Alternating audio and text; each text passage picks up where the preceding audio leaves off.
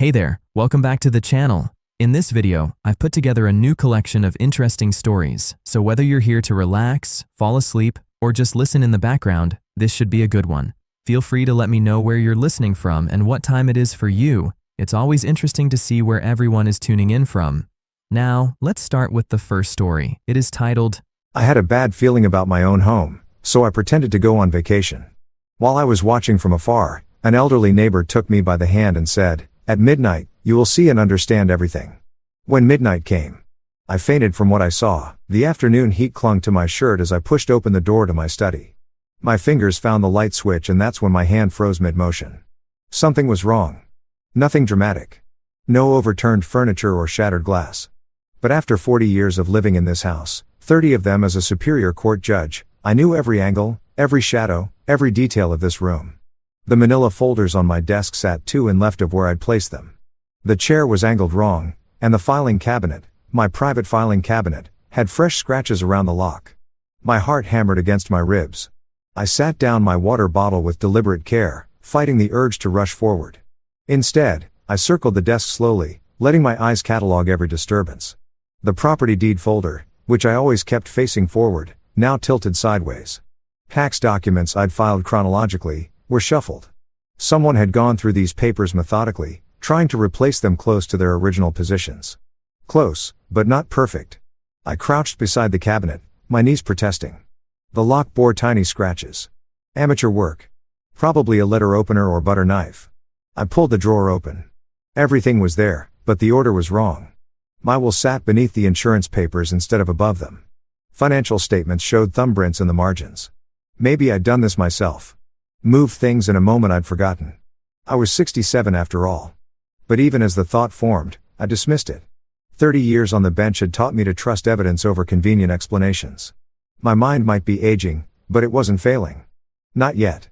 I stood there in the silence of my study, holding a folder with someone else's fingerprints on it, and felt something shift inside my chest.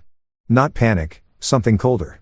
The same instinct that had helped me catch lying witnesses, spot forged documents, see through rehearsed testimony. That instinct was screaming now. The question was, who?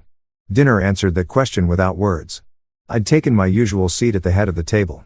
Edwin sat to my right, Euphemia across from him. The chicken was overcooked. Euphemia had never quite mastered my late wife's recipes, but I cut into it with measured precision, chewing slowly while they made small talk about their day. Then Edwin cleared his throat. "Dad, I was thinking, have you updated your will recently? Just want to make sure everything's properly organized." My fork stopped halfway to my mouth. I set it down with careful control, the metal clicking against porcelain louder than it should have been. I looked at my son. Really looked at him. His eyes darted to Euphemia, then back to me. Too quickly. "Why do you ask?" "No reason, just smart planning, you know. At your age." "At my age." I let the words hang there, watching a flush creep up his neck. "I see." Euphemia leaned forward, her smile warm, but her eyes sharp. "Wilbert, we only want what's best. Having clear documentation protects everyone. Prevents confusion later." I took a sip of water, giving myself time to study her. She was good, better than Edwin at hiding nerves. But I'd spent 3 decades reading body language in courtrooms. Her left hand gripped her fork too tightly. The tendons in her wrist stood out like cables. Confusion about what exactly? She blinked, recovered smoothly. "Oh, you know, legal matters. Edwin worries about you living alone in this big house." "Does he?" Not a question. I picked up my fork again, resumed eating, let them interpret my silence however they wanted. The rest of the meal crawled past. I pretended to watch the evening news afterward while actually studying their reflections in the darkened window behind the television. They sat close on the couch, heads together, voices low. Euphemia touched Edwin's arm, a gesture of reassurance or conspiracy. Edwin nodded, glanced toward me, then quickly away when he thought I might notice. They thought I was just watching television. They had no idea I was building a case. That night, I lay in bed staring at the ceiling fan's slow rotation, unable to sleep. My son. My own son. The boy I'd raised, put through law school, celebrated at his wedding, now sitting in my living room, plotting what? To have me declared incompetent to take control of my assets. The house was worth over $1 million in this Scottsdale market. The life insurance policy another $500,000. Retirement accounts, investments, the land in Flagstaff my father had left me. Plenty of motivation for someone without patience. I was up before dawn, moving through the quiet house like a ghost. The mail sat in its usual spot by the front door. Edwin must have brought it in yesterday. I sorted through the stack with careful attention. 3 envelopes had been opened and crudely resealed. 2 tax-related letters I'd been expecting were missing entirely. I pulled out my phone and checked the postal tracking app. Both missing letters showed as delivered 3 days ago. My hands trembled as I photographed the opened envelopes. Then I studied them through sheer will. No room for emotion now.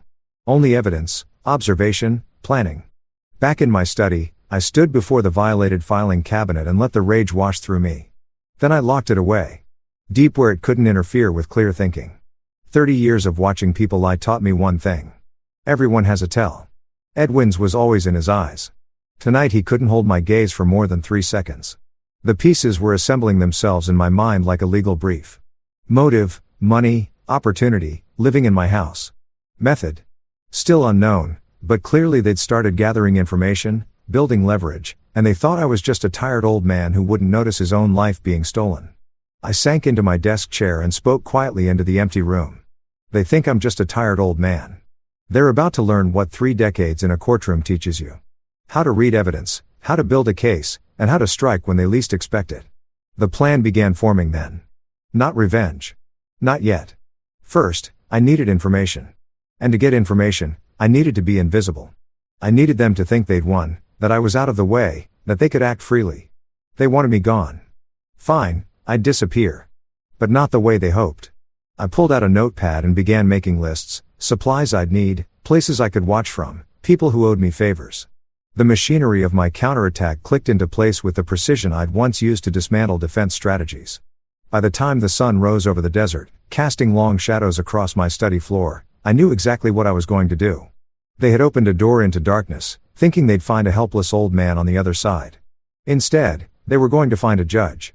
And this time, I wasn't bound by rules of evidence or procedural law. This time the verdict would be mine alone to deliver.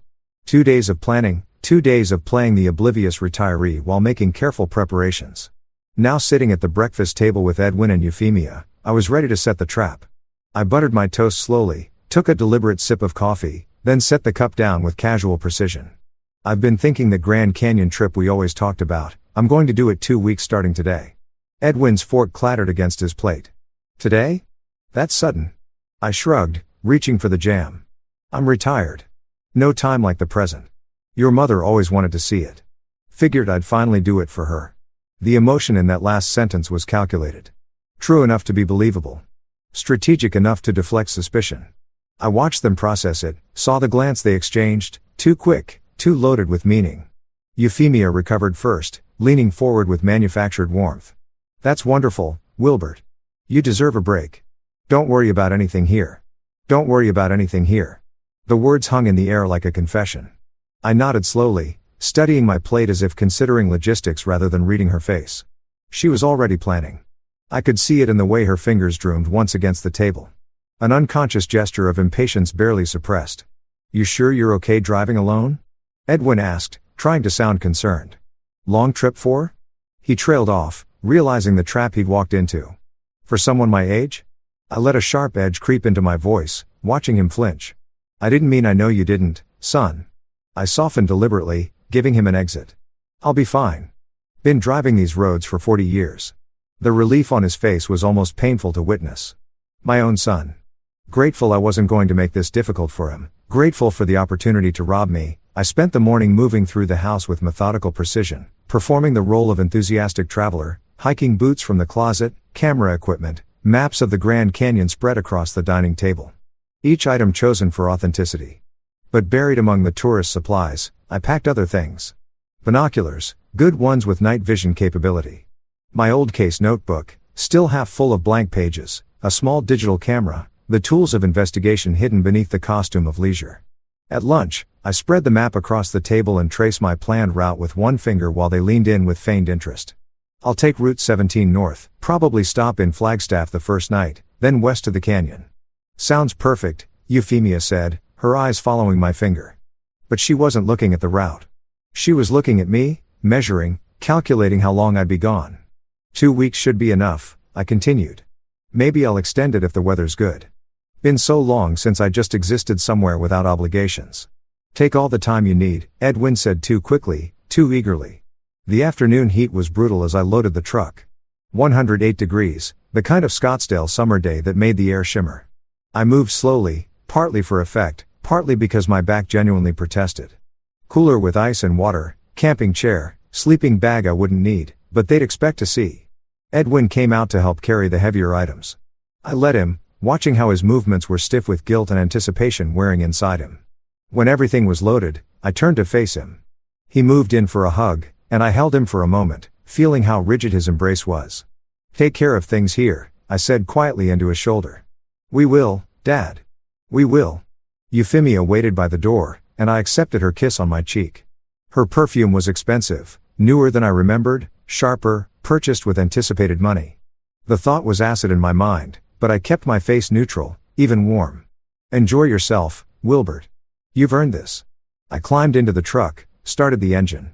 They stood on the porch waving, their smiles too bright, their enthusiasm too sharp. As I pulled away, I watched them in the rearview mirror. The moment they thought I couldn't see anymore, their faces changed. Edwin's arm went around Euphemia's waist. She said something that made him laugh. They were celebrating. 20 miles east, not north. The Desert Inn Motel sat off Highway 87, the kind of place that took cash and didn't ask questions. I checked in under the name James Morrison, a defendant I'd once acquitted, long dead now, but whose details I still remembered. The clerk barely glanced at me. The room was exactly what I expected. Thin carpet, air conditioner that rattled, television bolted to the dresser. I sat on the edge of the bed and waited for darkness. 3 hours. I ate a sandwich I'd packed, drank water, tried to nap, but couldn't. My mind was already back at my house imagining what they were doing. Had they started already? Were they in my study right now, going through everything with no need for caution? The sun finally sank below the desert horizon at 7:30, painting the sky orange and purple. I waited another 2 hours until full darkness settled. Then I drove back. Different route this time. Side streets I knew from decades of living in this neighborhood. I parked 3 blocks away in the shadows beneath a eucalyptus tree and walked carefully through the warm night. My knees protested, but I ignored them. The vacant house across from mine had been for sale for 6 months. I'd walked past it dozens of times, noted the lock box on the front door, memorized the code from the realtor's sign, 4732. My fingers found the buttons in the darkness, and the box clicked open. The house smelled of dust and abandonment. That particular emptiness of a place waiting to become someone's home.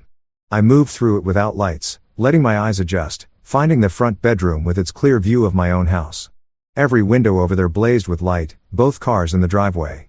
I set up my camping chair, unfolded it with a soft whisper of fabric and metal, pulled out the binoculars, raised them to my eyes, and there they were. Through my own living room window, I could see Edwin pacing. Euphemia sat on the couch, phone pressed to her ear. Animated conversation I couldn't hear but could read in her gestures. She was coordinating something. Someone. My heart didn't race. My hands didn't shake. Instead, I felt that same cold clarity that used to descend during complicated trials. When all the pieces finally aligned, the transformation was complete. I was no longer the target, no longer the victim being positioned and manipulated. I was the hunter now. And they had no idea I was watching. I adjusted the focus on the binoculars, settling in for a long night. 30 years I'd spent watching criminals from the bench, parsing truth from lies, justice from manipulation. Never thought I'd be watching them from an empty house across from my own home. Never thought one would be my own son, but here I was. And whatever they were planning, whatever they thought they'd get away with while I was gone, I was going to see every move, hear every word, document every crime. They wanted to write me out of my own life. Fine. I'd let them write the whole story, and then I'd show them what happens when you try to con a judge. I raised the binoculars to my eyes, focused on my own living room window, and waited to see who my son and daughter-in-law really were. 3 days of watching had left its mark. Empty coffee cups lined the windowsill of the vacant house. Fast food wrappers filled a plastic bag by the door. My back itched from the camping chair. My eyes burned from hours behind binoculars. But my mind stayed sharp. I documented every visitor, every light switched on or off, every movement through those windows across the street. But I hadn't seen enough. Not yet. Edwin and Euphemia moved through my house with increasing confidence. But whatever they were planning remained just beyond my ability to capture it. Then I heard footsteps on the porch. My hand shot toward my phone, ready to call the police and explain my presence before someone else did. The door opened slowly. I turned, rehearsing excuses, and froze. Georgiana Elliott stood in the doorway, her slight frame silhouetted against the afternoon sun. She wore a cream cardigan despite the heat. Sensible shoes, her silver hair pulled back in a neat bun. But what stopped me wasn't her appearance. It was the expression on her face. No surprise, no confusion, just calm recognition. "I've been watching you watch them, Wilbert." My throat tightened. "Mrs. Elliott, what are you doing here?" She stepped inside, closing the door behind her with the familiar ease of someone who'd done this before. "Same thing, you are discovering the truth." "I don't know what you mean."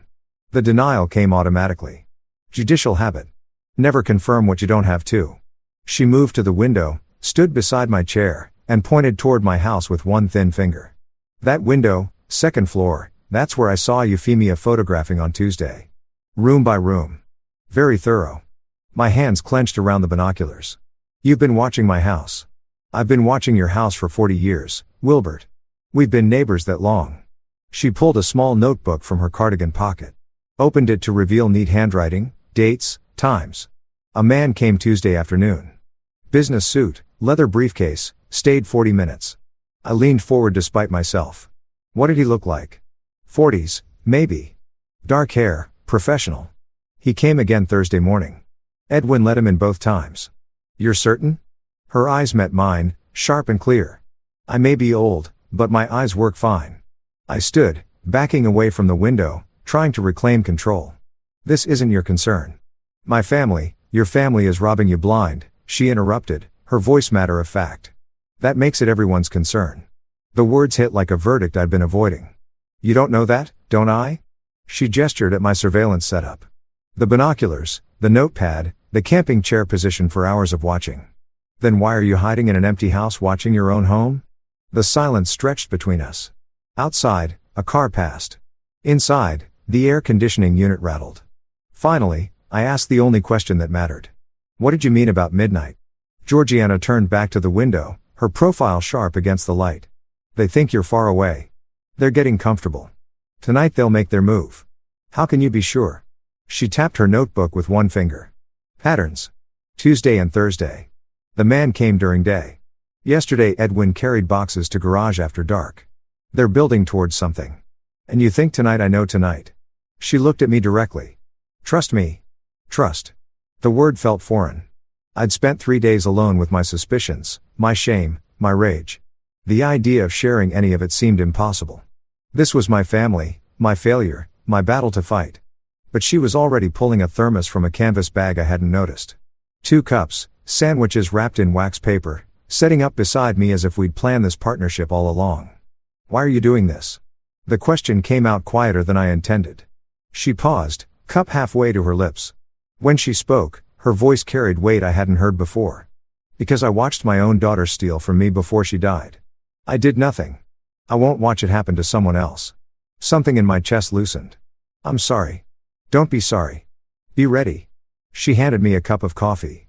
"When midnight comes, you'll need to see everything clearly. Both of us will." I took the coffee, returned to my position by the window. She pulled up a second chair from where I didn't ask, and settled beside me. We watched in silence as the afternoon faded into evening. The Scottsdale sky turned orange, then purple, then deep blue-black. Lights came on across the neighborhood. My house blazed brighter than the others. Every window lit through the glass. I could see Edwin pacing in the living room. Euphemia on her phone. Animated conversation, gesturing with her free hand. They were coordinating something. Someone.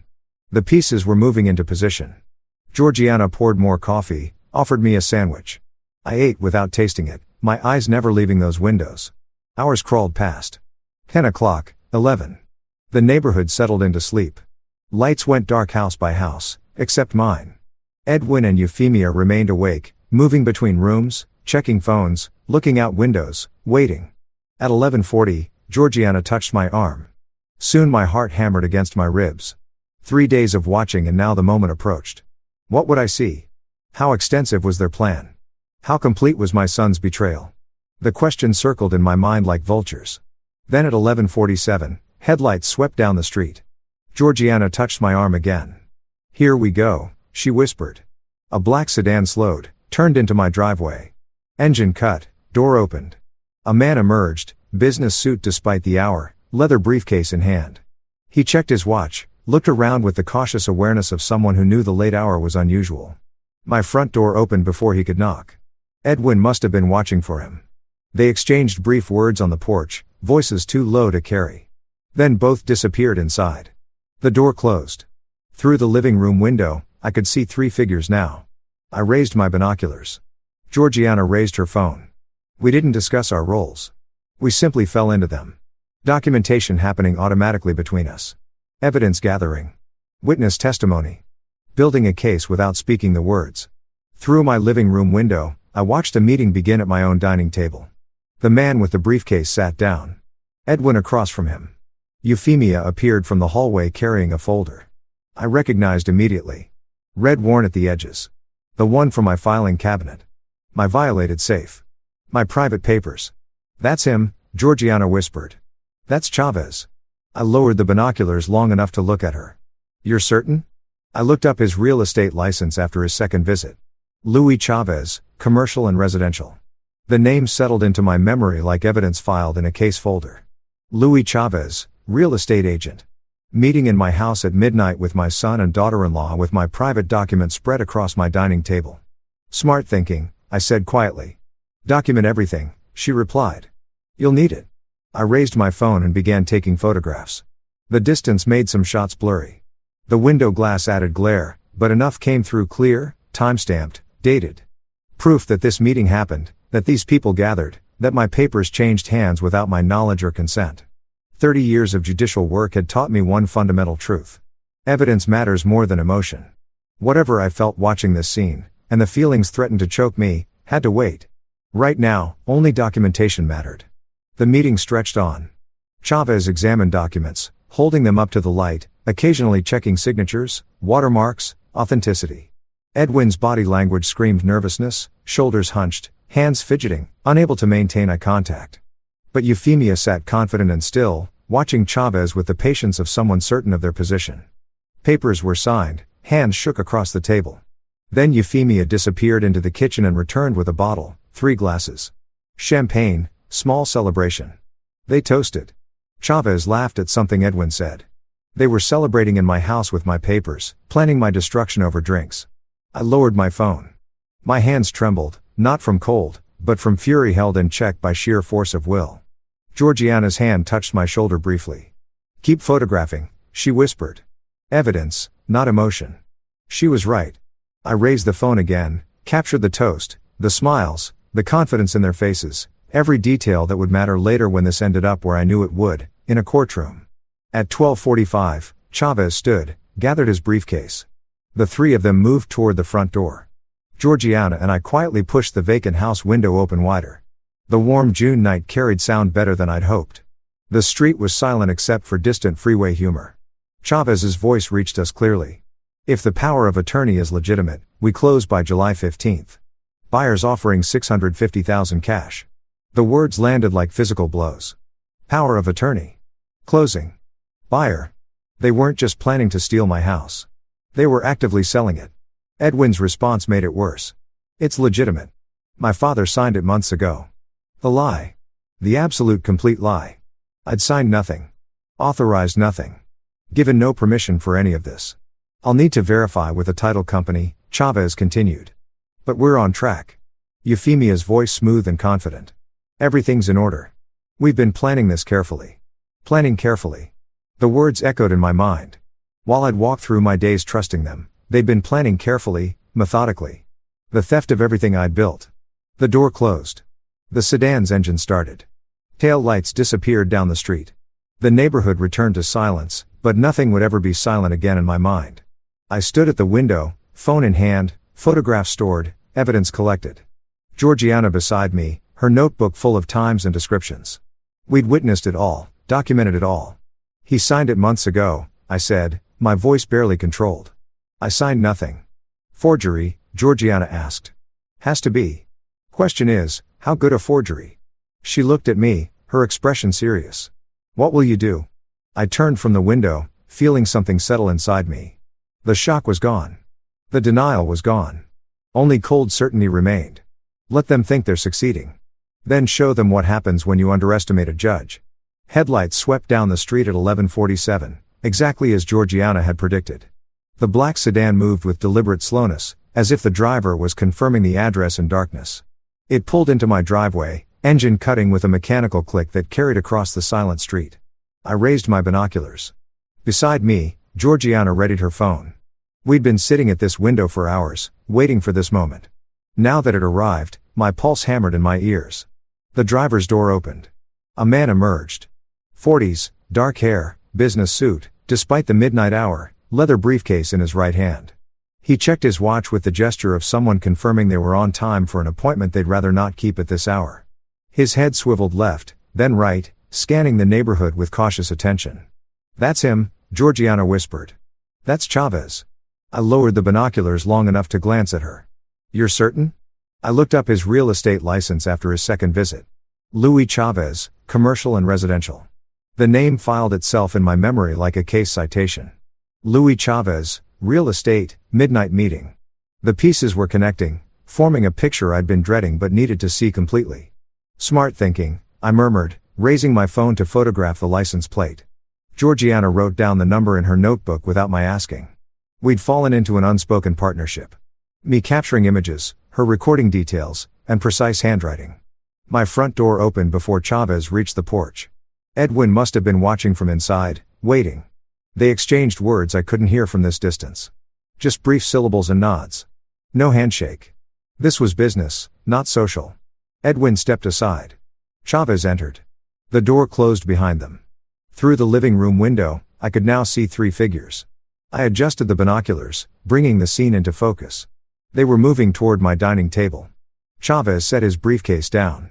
Edwin pulled out chairs. Euphemia appeared from the direction of my study, and my stomach clenched. She carried the red folder. "That folder?" I said, my voice hollow. "The red one? That's from my safe." Gianna leaned closer. "What's in it?" "Property deed, original will, financial documents, everything they'd need to steal it all." The words tasted like ash. I raised my phone and began photographing.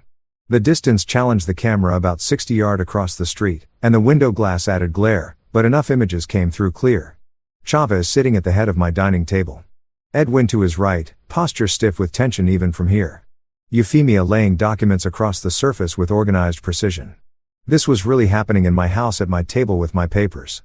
Georgiana wrote continuously in her notebook. Time 11:52 p.m. Subjects 3 visible through front window. Documents multiple papers spread on dining surface. Activity apparent business meeting. Her nursing background showed in the clinical precision of her observations. Symptoms documented, evidence collected, no emotional commentary, just facts. Through the binoculars, I watched Chavez pick up documents one by one. He held several up to the light, checking watermarks, I realized, verifying authenticity. He'd done this before, knew what to look for in legitimate paperwork. The professional scrutiny should have comforted me. Instead, it terrified me. If the forgery was good enough to pass that inspection, proving it false would be exponentially harder. Edwin's body language screamed discomfort. He kept shifting in his chair, fingers drumming the table edge, gaze darting between Chavez and Euphemia. Guilt radiated from every movement. But he didn't stop. Didn't stand up and end this. Just sat there complicit in his own shame. Euphemia, by contrast, sat perfectly still, confident. When Chavez asked questions, I could see his mouth moving, gestures accompanying words. She answered with minimal movement, a nod, a brief response, the economy of motion that comes from certainty. She believed this would work, that they'd covered every angle, that I'd never know or never be able to stop it. The meeting stretched to 20 minutes, 30, 40. My legs went numb from sitting motionless. My shoulder itched from holding the phone steady for photographs, but I didn't move. Couldn't. This was evidence unfolding in real time. Every second mattered. At some point, documents were slid across the table. Edwin signed something. Then, Euphemia. Their pens moved across pages I couldn't see clearly enough to identify. But I photographed each moment. Timestamped proof of signatures given, agreements made, fraud committed, because that's what this was. I'd signed nothing, authorized nothing. Every signature on those documents in my name had to be false. Chavez gathered papers into his briefcase, stood, extended his hand. Edwin shook it, then Euphemia. A business transaction concluded to everyone's satisfaction. Then, Euphemia disappeared toward the kitchen. "They're celebrating," Georgiana whispered, my jaw clenched. "They think they've won. They don't know you're watching. They don't know a lot of things yet." The words came out harder than intended. Georgiana glanced at me. "What are you planning?" "Justice." Euphemia returned carrying a bottle and 3 glasses. "Champagne." I recognized the shape even through the window. She poured with theatrical flair. Handed glasses to Edwin and Chavez. They raised them in unison. A toast to what? To stealing my life. To their cleverness. To the $650,000 they thought they'd soon possess. I lowered my phone. My hands trembled with fury I barely controlled. Every instinct screamed to storm across the street, throw open the door, confront them with their betrayal. But 30 years on the bench had taught me better. Emotional reactions got dismissed. Evidence got convictions. Right now, I needed evidence more than satisfaction. "Keep photographing." Georgiana's voice reached me through the red haze. "Evidence, not emotion." I raised the phone again. Captured the champagne toast, the smiles. Chavez laughing at something Edwin said. The comfortable conspiracy of people who believe themselves safe. At 12:45, Chavez set down his glass. The meeting was concluding. They moved toward the front door out of my sight line through the window. I lowered the binoculars and looked at Georgiana. She was already moving, crossing to the vacant house's front window, the one that faced the street directly. I followed. She eased it open just inches. The warm June night flowed in. Still 90 degrees even at this hour, carrying the scent of heated pavement and desert creosote. The front door of my house opened. They stepped onto the porch. Chavez first, briefcase in hand, then Edwin and Euphemia behind him. The porch light illuminated them clearly, 50 yards away now, closer than before. In the silent neighborhood, their voices carried. "If the power of attorney is legitimate, we close by July 15th. Chavez's voice, professional and businesslike. "Buyers offering $650,000 cash." The words hit me like verdict reading. Power of attorney. Closing date. Cash sale. They weren't just planning. They were executing. This was real, active, already in motion. It's legitimate. Edwin's voice trying for confidence, but landing somewhere near desperation. My father signed it months ago. The lie. The absolute complete lie. I'd signed nothing. No power of attorney, no authorization to sell, no permission for any action regarding my property. The document had to be forged. The question was whether it would fool the title company. "I'll need to verify with the title company," Chavez said, answering my unspoken question. "But we're on track."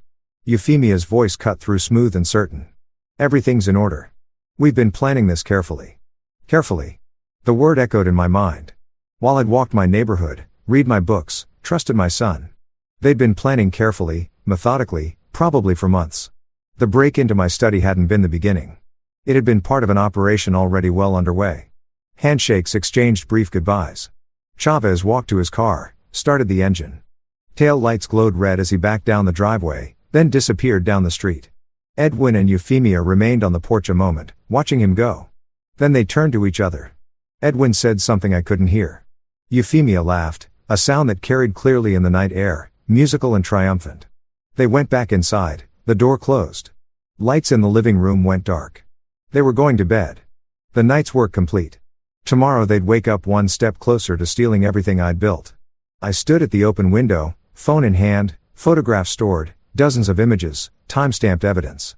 Georgiana beside me, her notebook filled with precise observations. We had documentation, witnesses, proof, but documentation wasn't enough. I needed to understand the full scope. Know every player, map every move before I struck back. "He signed it months ago," I said quietly, testing the words. "I signed nothing." "Forgery?" Georgina asked. "Has to be." Question is how good a forgery if it passes the title company's verification proving it false becomes exponentially harder. What will you do? I turned from the window feeling the last traces of shock burn away. What remained was cold clarity, judicial focus, 3 decades of processing evidence, building cases, finding truth in testimony and documents, all of that experience condensed into single purpose. Now let them think they're succeeding. I had. Let them believe I'm still in Arizona somewhere looking at canyon views. Let them take every step they've planned. I'll document it all. Then when they think they've won, I'll show them what happens when you try to con a judge. Georgiana nodded slowly. "You'll need a lawyer, someone who specializes in this." "I have someone in mind. Marcus Webb practiced before me for years. He owes me for going easy on his drunk driving case." "When will you act?" Not yet. Not until I have everything. They mentioned July 15th closing. That gives me 3 weeks to build an airtight case. I look back toward my house, now mostly dark except for the porch light. They're going to close. Sign all the papers. Accept the money. Then I'm going to take it all away and send them to prison for it. Gianna was quiet for a moment. Then, you know what this means? You'll have to prosecute your own son. The words hung between us. I'd been avoiding that truth, keeping it at the edges of my consciousness. But she was right. This path led to criminal charges, fraud, forgery, theft. If I saw this through, Edwin would face prison time. My son, the boy I'd raised, taught to ride a bike, put through law school, stood beside at his wedding. I looked at Georgiana, and when I spoke, my voice was steady. He made his choice when he decided to steal from me. I'm making mine when I decide to stop him. She nodded once, accepting that.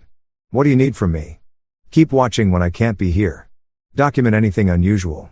Be ready to testify if it comes to that. I can do that. We stood together in the darkness of the vacant house. 2 old people watching the night reclaim silence. Across the street, my home sat still. Inside, my son and his wife slept peacefully, confident in their plan. They had no idea their celebration was premature. The judge was back in session and court was about to begin. Dawn broke over the desert, orange light spilling through the motel room's thin curtains. I sat on the edge of the bed, still dressed from the surveillance, phone in my hand, displaying photographs from the midnight meeting. Beside me, Georgiana's notebook lay open to her precise observations, times, descriptions. Luis Chavez's words captured in her neat handwriting. I hadn't slept, couldn't. My mind kept circling back to those overheard phrases. 650,000 July 15th. Power of attorney. Edwin's voice saying, my father signed it months ago. The lie echoed in my skull like a gavel strike, but knowing they were selling wasn't enough.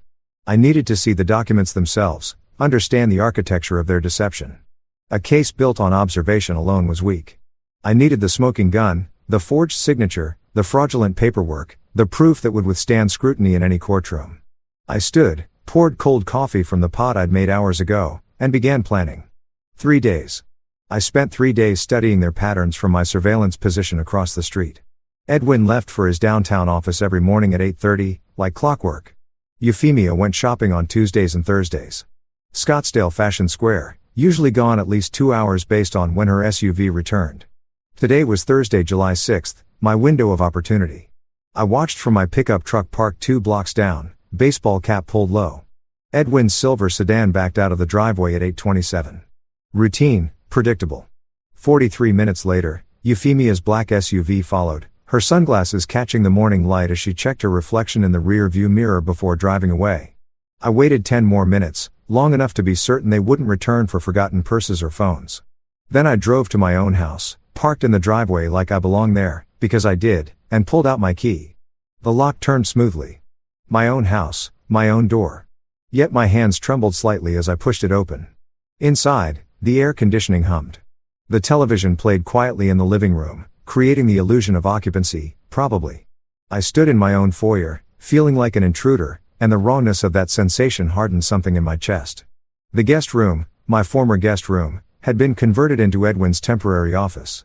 I'd seen him working in there through the windows during surveillance. Now, I opened the door and stepped inside. The desk held the usual debris of modern work. Laptop, papers, coffee-stained notepad. I opened drawers systematically. Financial statements, work documents, insurance papers. Then the bottom drawer. And there it was. The red folder from the midnight meeting with Chavez. It wasn't even locked, just sitting there, buried under some manila envelopes. As if they'd grown so confident they didn't bother hiding it properly. The arrogance of it made my jaw clench. I spread the contents across the desk surface. Power of attorney document dated May 20th. My signature at the bottom, except it wasn't my signature. Close. Very close. Someone had studied my handwriting carefully. But the pressure points were wrong. The loop on the L and Lawrence didn't quite match, and most tellingly, the ink appeared newer than the paper. Close, I murmured aloud, photographing it from multiple angles. But the L and Lawrence, I loop it differently. And the date incorporated sloppy work. Probably an online forgery service, the kind that advertised on dark web forums. They'd claim I was senile if challenged, that I had signed but forgotten. It wouldn't work. Not against evidence I was collecting. I photographed every page. The power of attorney. The preliminary sales agreement with buyer Richard Thompson from California. Closing date, July 18th. Not the 15th Chavez had mentioned, I noted 3 days later. Purchase price confirmed. $650,000 cash sale. Then, as I was about to replace everything, printed pages slipped from between 2 folders. Email correspondence. I almost missed them. The first line froze me in place. Marcus, once the sale closes, I'll have my half. $325,000. Enough to start over. I read standing there, phone forgotten in my hand. Euphemia's emails to someone in Los Angeles. Plans detailed with brutal efficiency. After closing, she'd take the children, leave Edwin, move to California, where this Marcus person waited. Edwin believed they were buying a new house in Scottsdale together. He had no idea she was abandoning him the moment money transferred. Edwin thinks we're buying a house here. He has no idea I'm leaving. My son was being used. Tool, disposable means to an end. The realization should have brought satisfaction. Evidence of karma perhaps. Instead, it just deepened the hollow ache in my chest. Betrayal all the way down. Him betraying me. Her betraying him. Everyone using everyone. But it didn't change anything. He'd chosen this path, made his decisions. That he was also a victim of manipulation didn't absolve him of his actions against me. I photographed the emails, every page, every damning word, then carefully replaced everything exactly as I'd found it. The folder back in the drawer, angled the same direction, the emails between the manila envelopes, the desk surface cleared of any trace of my presence. Walking through the house one final time, I let myself look at it properly, built 30 years ago, every corner familiar. The kitchen where I had taught Edwin to cook eggs. The living room where we'd watched football games. The hallway where pictures still hung. My late wife's smile. Edwin's graduation. Family vacations that now felt like they had happened to different people. Memories poisoned by present betrayal. I left through the back door, cut through the neighbor's yard to where my truck waited 2 blocks over and drove back to the motel without looking in the rearview mirror. In the motel room, I spread everything out. Phone connected to laptop, transferring photographs. Georgiana's notebook cross-referenced with my new evidence. The picture was complete now. Not just suspicions or observed meetings, but documentation. Proof, the kind that survived appeals and cross-examination. I called Georgiana from the truck, voice steadier than I felt. I have everything. Documents, evidence, proof of forgery. You went inside? Her concern was immediate. My house, my evidence. They're selling it July 18th. A pause. Then what's your next move? I stopped being reactive. Time to build a prosecution. After hanging up, I sat alone in the motel room with photos displayed across the laptop screen. The forged signature, the sales agreement, Euphemia's emails planning her escape, Edwin's temporary office that screamed of someone living in liminal space, preparing for a future he didn't realize would never arrive. They'd wanted to play games with a judge. Fine. Court was now in session. I opened a legal pad and began making lists, steps needed, evidence to gather, legal professionals to contact. This wasn't about emotion anymore. This was about building an airtight case, the kind I'd spent 30 years constructing from the bench. And I never lost cases where evidence was this clear.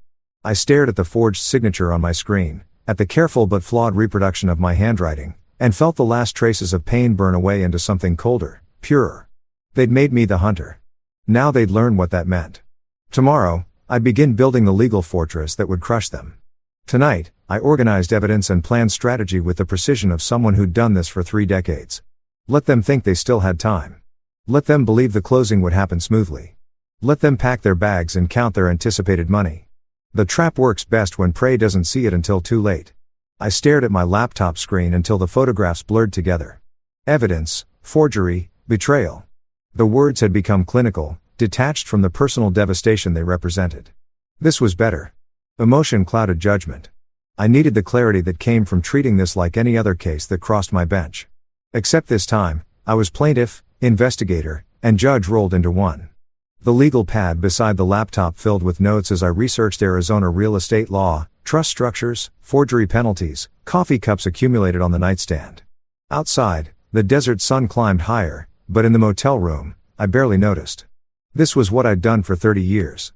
Build legal cases so airtight they suffocated opposition. By evening, I had my strategy.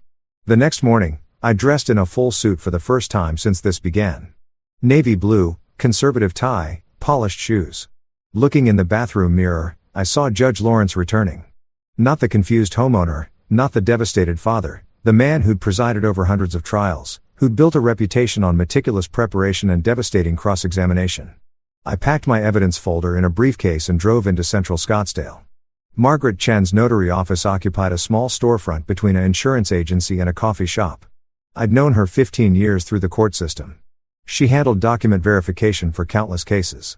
Professional, discreet, thorough. She looked up from her desk as I entered, recognition followed by concern crossing her face. "Wilbert, I heard you were traveling. Change of plans." I sat across from her and slid a handwritten affidavit across the desk. "I need this notarized and filed." She read it slowly, eyes widening slightly. When she looked up, questions hovered unspoken, but she asked none of them. "This states you never signed a power of attorney." "Correct. Never executed one. Never authorized anyone to act on my behalf regarding my property. If someone's using forged documents, that's exactly what's happening." I interrupted. Her expression shifted from concern to something harder. "Professional outrage maybe. This creates legal record. You understand the implications?" "I'm counting on the implications." She typed the official version, had me sign under oath, applied her notary seal with deliberate precision. The stamp's thud sounded like a gavel strike. She printed multiple copies, one for me, one for her records, one for the county recorder. "This is serious, Wilbert." "I know." She handed me the certified copies, and our eyes met. 30 years of mutual respect compressed into that moment. She wouldn't ask questions I couldn't answer. I wouldn't explain more than necessary. The document spoke for itself. Foundation laid. From the notary, I drove directly to Desert Vista Bank. The marble lobby felt overly cold. Air conditioning fighting the July heat. Thomas Burke, branch manager, rose from his desk when he saw me. We'd known each other 20 years. He'd handled my account since he was an assistant manager fresh out of business school. "Wilbert thought you were at the Grand Canyon. Shorten the trip." I settled into the chair across from his desk. "I need to place a formal hold on any real estate transactions involving my property." His expression shifted immediately to professional concern. "Transaction hold requires significant cause. Attempted fraudulent sale documents with forged authorization." He frowned, fingers already moving toward his keyboard. "You're certain? 30 years as judge teaches you to recognize forged signatures." "I'm certain." He typed rapidly. Paused to read something on screen. Typed more. "Hold placed immediately. No transfers without you physically present. Photo ID verified. Verbal confirmation recorded." He printed the confirmation, stamped it with bank seal, handed it across. "Sorry you're dealing with this." I took the paperwork, feeling another wall slide into place. "Appreciate the quick action, Thomas." "Always." He shook my hand firmly. "Let me know if you need anything else." Second barrier erected. After a quick lunch I didn't taste, I drove to Northwest Scottsdale to the office of Catherine Morrison, trust and estate attorney. Expensive but necessary. I'd researched her credentials the night before. 15 years specializing in asset protection, excellent reputation, no connection to Edwin or Euphemia that might compromise discretion. Her office was all polished wood and leather furniture, the kind of place that announced competence and cost. She listened to my carefully edited explanation. Concerned homeowner wanting asset protection. No mention of family, no details about forgery. Just a man who wanted his property secured. "Irrevocable living trust is your best option," she said after I finished. "Asset protection, probate avoidance, complete control maintained by you as trustee. How quickly can this be established?" "I can draft it today. File with the county by end of business." She opened her laptop, fingers flying across keys. Date of establishment. This was the crucial moment, May 15th. She didn't question it. Client prerogative. She drafted the trust documents over the next 2 hours while I waited, reviewing each section with me, explaining implications I already understood, but let her detail anyway. Professional courtesy. "This means you can't easily reverse it," she cautioned. "You're sure?" "I need asset protection. Absolute protection." "May I ask what's prompting this urgency?" I kept my voice measured, revealing nothing. "Let's say I've learned that family doesn't always mean safety." Understanding flickered across her face. She'd seen this before, probably. Estate planning often exposed family dysfunction. The trust will provide that protection.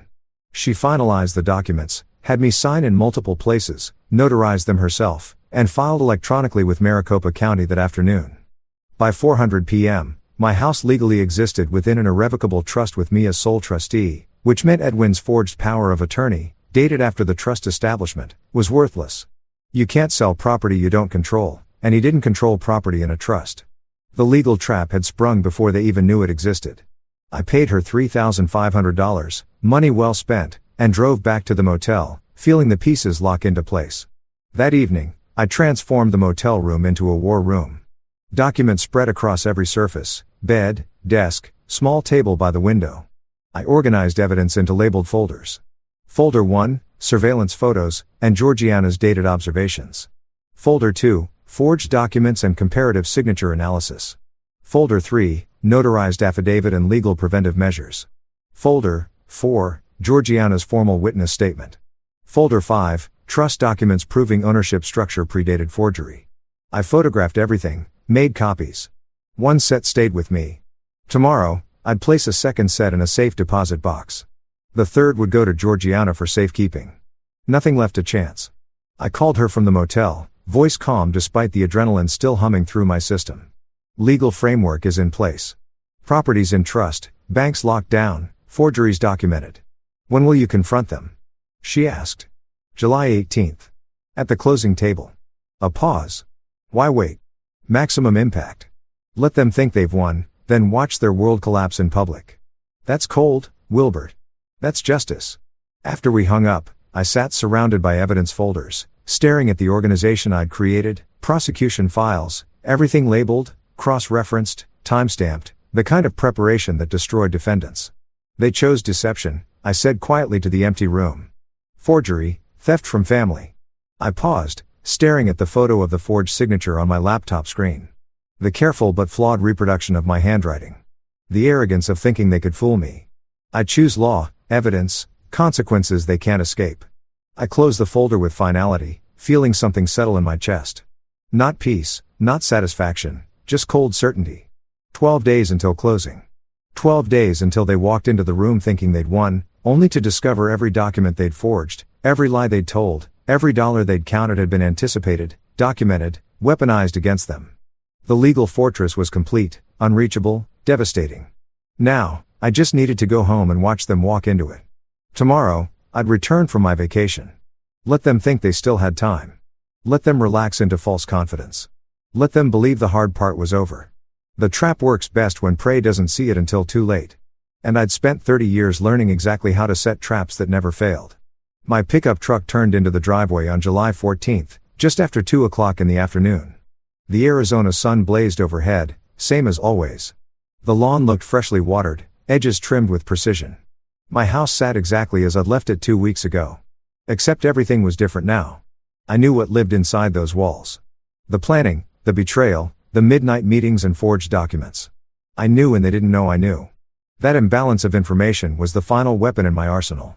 Through the windshield, I watched the front curtain twitch. Someone had seen me arrive. Good. Let them panic while pretending everything was normal. I grabbed my suitcase from the truck bed, moved slowly toward the door like any tired traveler returning from a failed vacation. My keys fumbled slightly, calculated clumsiness. The lock turned. I pushed the door open and called out, "I'm home." Trip didn't work out. Edwin appeared from the kitchen within seconds, his face frozen in surprise before muscle memory forced a smile into place. "Dad, you're back early. Everything all right?" Behind him, Euphemia descended the stairs.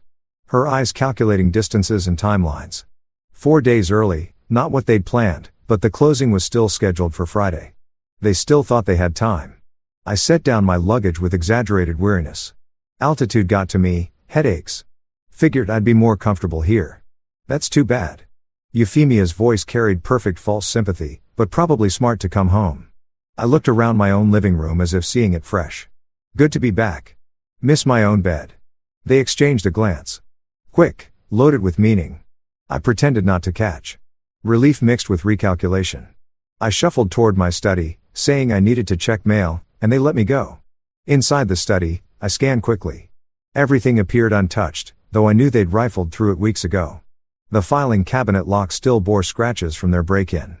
I ran my finger over the damage, memorizing details for future testimony, then returned to the living room. That evening's dinner became psychological warfare. Edwin launched his attack disguised as concern. "Dad, I've been meaning to mention, you seem a bit forgetful lately." I paused mid-bite, fork suspended, set it down with careful precision. Forgetful how little things, misplacing items, confusion about dates. Euphemia leaned forward, voice dripping support. It's natural at your age. Maybe see a doctor just to be safe. My hand slipped into my pocket, found my phone, pressed record. Every word would be captured now. I suppose I have been a bit scattered. Nothing to worry about. Edwin's relief was visible. Just want you taken care of. I saw what they were building. The foundation for their defense when the forgery was discovered. Old man didn't know what he was signing. Dementia, confusion, cognitive decline. They were creating their escape route, not realizing they were actually constructing evidence of consciousness of guilt. I let uncertainty show on my face. Touch my temple as if trying to remember something. Do I really seem that confused? Not confused, Euphemia corrected smoothly. Just tired. You've been through a lot. The next day at lunch, she sprung the real trap. Wilbert, remember those papers from last month? Legal documents. I furrowed my brow, appearing to strain for memory. Papers? What papers? Power of attorney forms. You signed them for Edwin to help with finances. My confusion was genuine. I'd never signed any such thing. But to them, my blank expression read as memory loss. Did I sign something? I can't. It's fuzzy. Edwin jumped in quickly. It's fine, Dad. Don't stress. Just routine paperwork. I appeared relieved. If you say so, my memory isn't what it was. The triumph that flashed across Euphemia's face was barely concealed. Edwin relaxed visibly. They believed they'd successfully planted reasonable doubt about my mental state. They thought they were building an unassailable defense. Instead, every word was being recorded, every false accusation of dementia, every attempt to manufacture confusion, evidence that they knew the power of attorney was unauthorized and were trying to create cover after the fact. That evening, after they had retreated to their wing of the house, I sat in my study with earbuds and listening to the recordings. Edwin's voice, Dad, you're confused lately. Euphemia's voice. Those papers you signed last month. I connected the phone to my laptop, saved the files with timestamps, burned copies to a USB drive, emailed encrypted versions to Catherine Morrison with the subject line, Evidence of Fraudulent Intent, July 14th to 15th, 2025. Later that night, I passed their bedroom door and heard their voices through the gap. He doesn't even remember signing. Edwin's voice low and relieved. Perfect. If he challenges anything, we cite cognitive decline. You think he'll challenge it? He won't know until it's done. 3 more days, then we're clear. Then we're free. I stood in the darkened hallway recording their conversation on my phone. They had no idea I was there. No idea every word was evidence. No idea the trap had already closed around them. Back in my study, I opened my laptop and typed a message to Catherine Morrison. They've taken the bait, establishing narrative of cognitive decline. Her response came within minutes. Recordings clear, crystal clear. Evidence of consciousness of guilt. See you Friday, 2 p.m. This will be decisive. I stared at the screen, feeling nothing but cold certainty. They have no idea what's waiting. 3 days crawled past. I maintained the performance flawlessly, confused, forgetful, harmless. Asked Euphemia to repeat simple things. Pause before answering basic questions. Let them see what they wanted to see. An old man losing his grip, unable to remember what he'd signed, incapable of mounting legal challenges. Each morning, I watched them grow more confident. Each evening, I reviewed my evidence, adding their new lies to the growing file. Friday morning arrived, I dressed in my courtroom suit, navy blue, perfect Windsor knot in my tie, shoes polished to military shine, picked up my leather briefcase, the one I'd carried for 30 years on the bench. Inside, organized folders, each labeled, each containing evidence that would destroy them. I walked into the kitchen where they sat over coffee. I have some errands to run. Be back later. They smiled, relieved. Probably thought I was going to the bank or grocery store. Harmless old man activities. In 4 hours, they'd be at the escrow office expecting to sign away my home and collect $650,000. Instead, they'd face the consequences of betraying a judge. I drove toward Scottsdale with the calm focus of a prosecutor about to present an unbeatable case. No anxiety, no doubt. Just the certainty that comes from 3 decades of legal experience and evidence so solid it could withstand any challenge. They'd wanted to play games. Fine. Court was now in session. And I never lost cases where the evidence was this clear. Desert Sun Escrow occupied the 2nd floor of a modern office building in North Scottsdale. Through the glass walls of the conference room, I could see them gathered around the table. At 1:50 p.m., Luis Chavez sat at the head, organizing documents with practiced efficiency. Edwin and Euphemia sat on the left side, dressed professionally, nervous energy barely contained. Richard Thompson, the California buyer, occupied the right side, distinguished man, silver hair, expensive suit. Sarah Martinez, the escrow officer, arranged paperwork at the far end. Everything proceeding normally, just another real estate closing. I checked my watch. 2:00 p.m. exactly. Catherine Morrison stood beside me in the hallway, her own briefcase in hand. Ready? I've been ready for 2 weeks. I opened the conference room door. All heads turned. The conversations died instantly. I saw Edwin's face drain of color. Saw Euphemia half rise from her chair before catching herself. Chavez looked confused. Thompson looked annoyed. Martinez looked concerned. I walked to the empty end of the table. Morrison behind me, didn't remove my jacket, set my briefcase down with a decisive click that echoed in the suddenly silent room. Good afternoon. My voice carried the authority of 3 decades from the bench. I'm Wilbert Lawrence, actual owner of the property you're attempting to purchase. Wilbert? Euphemia stood now. What are you doing here? I ignored her, addressed Martinez directly. This transaction cannot proceed. The power of attorney you're relying on is forged. Edwin's voice shook. Dad, this isn't. Be quiet, Edwin. I opened my briefcase, removed the first folder, red tab labeled affidavit, walked around the table, placed it directly in front of Martinez. I'm presenting evidence now. She opened it, began reading. I returned to my briefcase. Here's my sworn statement that I never executed any power of attorney, never authorized anyone to conduct transactions involving my property. I removed the second folder, blue tab. Morrison took this one, handed it to Martinez. Mr. Lawrence's property was transferred into an irrevocable living trust on May 15, 1 month before the alleged power of attorney date. Morrison's voice was professional, precise. As sole trustee, Mr. Lawrence is the only person authorized to conduct transactions involving this property. Here's the county filing. Martinez examined the documents, checking dates, reviewing filing stamps. Looked up at Chavez. Did you verify trust status before proceeding? Chavez's face wrinkled. The power of attorney appeared legitimate. Standard documentation. Standard would include a title search revealing the trust. Morrison interrupted. Thompson stood abruptly. You told me this was clean. Euphemia tried to regain control. This is a misunderstanding. Wilbert signed but is confused. His memory. I pulled out my phone. Let me clarify my memory. This recording is from 2 days ago.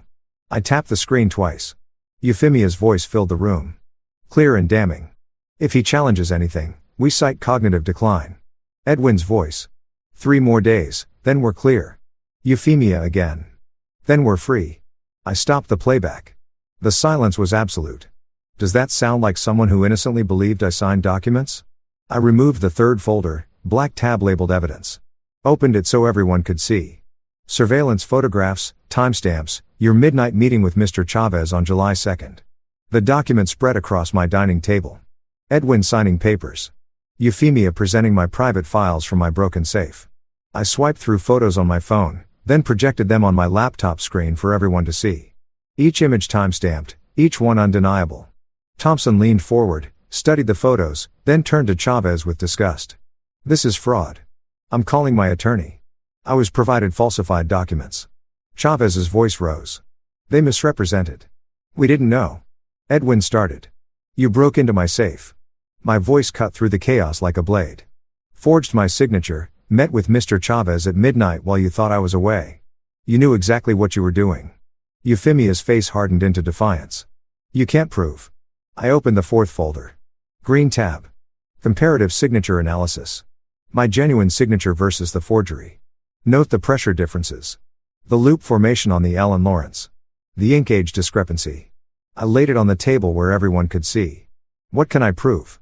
Martinez closed her file folder with finality. This closing cannot proceed. I'm required to report suspected fraud to authorities. Thompson was already gathering his things. Chavez, you assured me the documentation was verified. I'll be speaking with my attorney about your negligence. Edwin found his voice finally. Dad, please. We can fix this. Just talk to us. I began collecting my folders, returning them to my briefcase in perfect order. I spent 30 years determining consequences for people who broke the law. That doesn't change because you're my son. I'm still your family. I paused, looked at him directly across the table, held his gaze until he looked away. You stopped being my family when you tried to steal my home. Now you're just defendants. I closed my briefcase with the same decisive click as opening. Looked at Martinez. You'll have my cooperation with any investigation. To Thompson, I apologize. You were drawn into this. Morrison opened the door. I walked through it without looking back. Behind us, voices erupted. Recrimination, panic, blame shifting. Edwin called my name once. I didn't turn around. In the elevator, Morrison spoke quietly. That was devastating. That was justice. What's next? Police station to file criminal complaints, then the bank to secure new accounts, then home to change the locks. I watched the floor numbers descend. They're not welcome anymore. The elevator doors opened to the lobby. Bright Arizona sunlight poured through the glass walls. I walked out into it, Morrison beside me, feeling lighter than I had in weeks. The house was mine again. The battle was won. Now came the consequences they had earned. I climbed into my truck, set the briefcase on the passenger seat, and pulled out of the parking lot.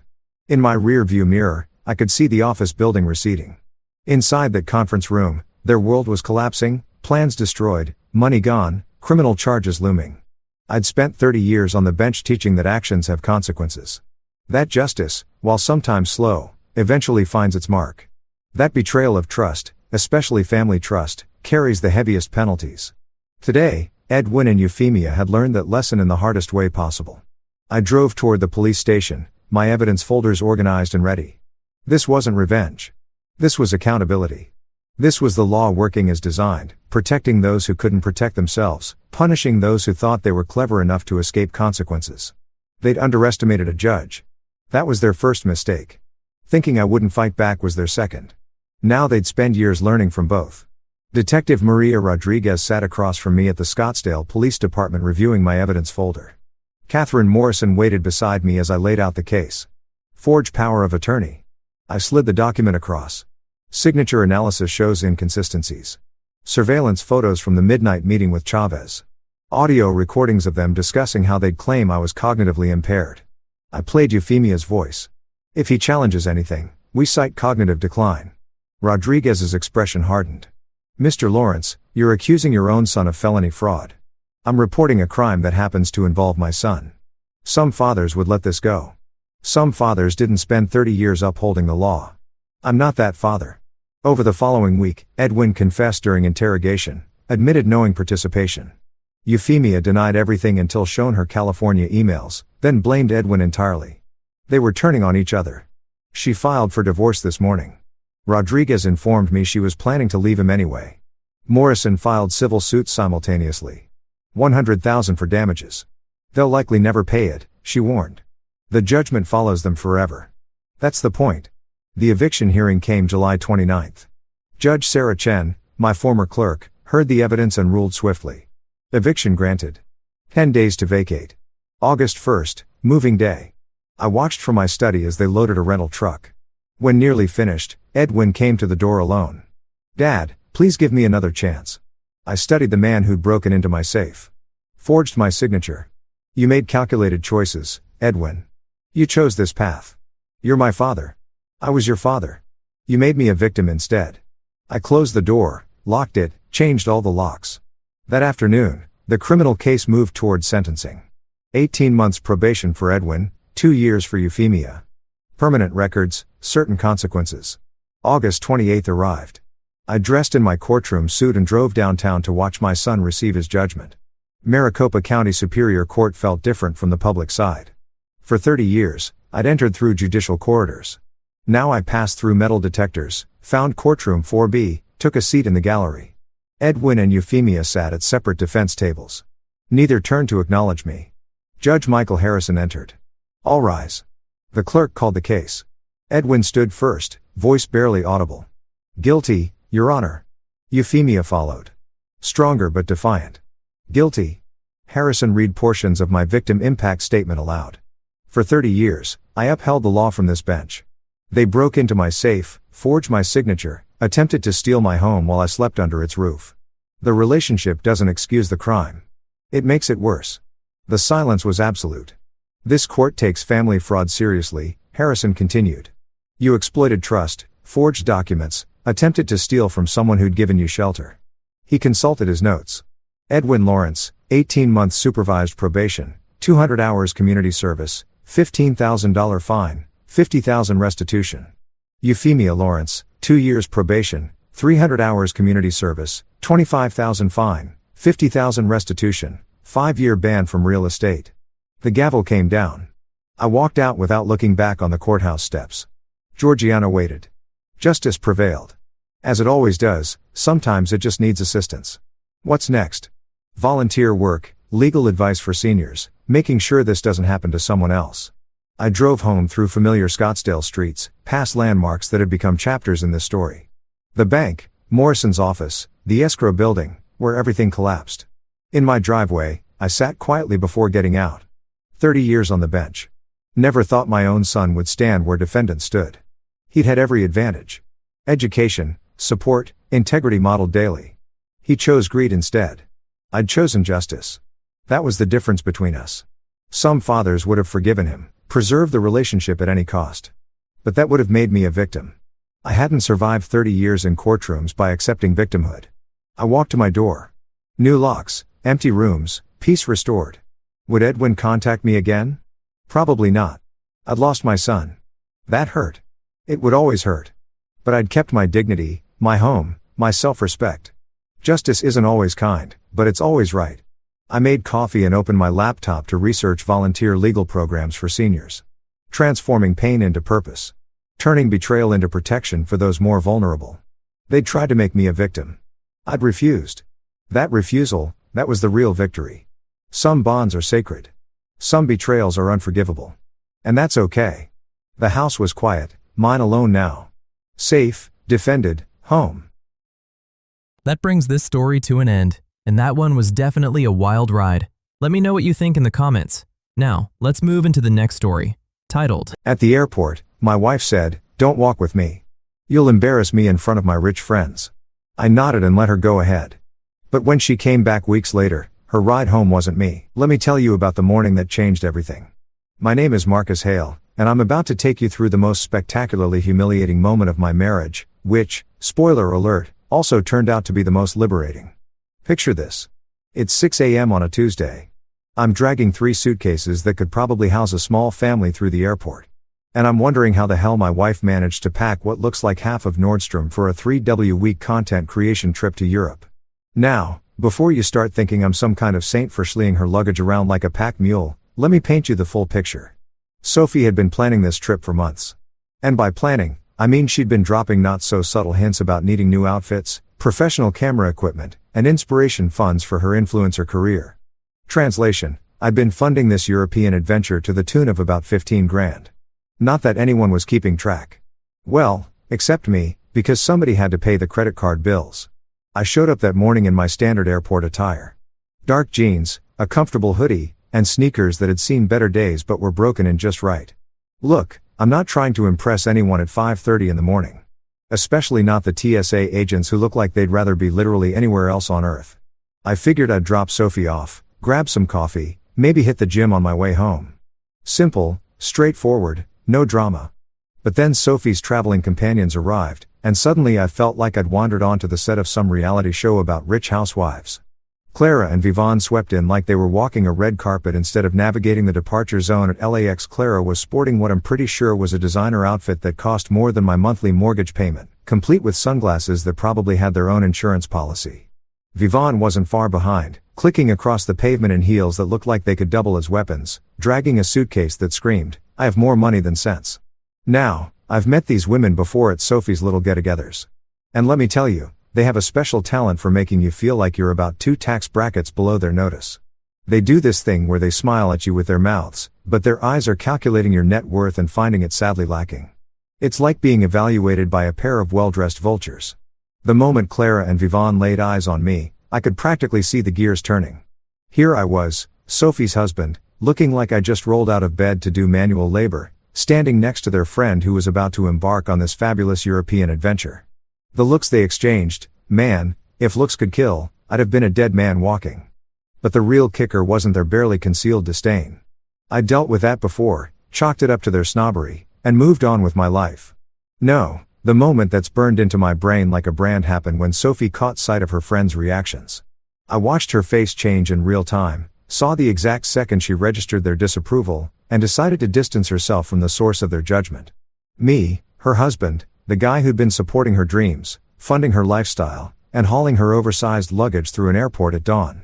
She stepped closer to me, and for a split second I thought she was going to introduce me properly, maybe say something nice about how I'd driven her to the airport or helped organize her trip. Instead, she leaned in close enough that I could smell her expensive perfume, the stuff I bought her for Christmas, and whispered 6 words that hit me like a punch to the gut. "Don't walk with me. You'll embarrass me." Let me repeat that because I want to make sure you caught the full impact. My wife, the woman I'd been married to for 4 years, the person I'd been supporting emotionally and financially while she chased her influencer dreams, told me not to walk with her because I would embarrass her in front of her rich friends.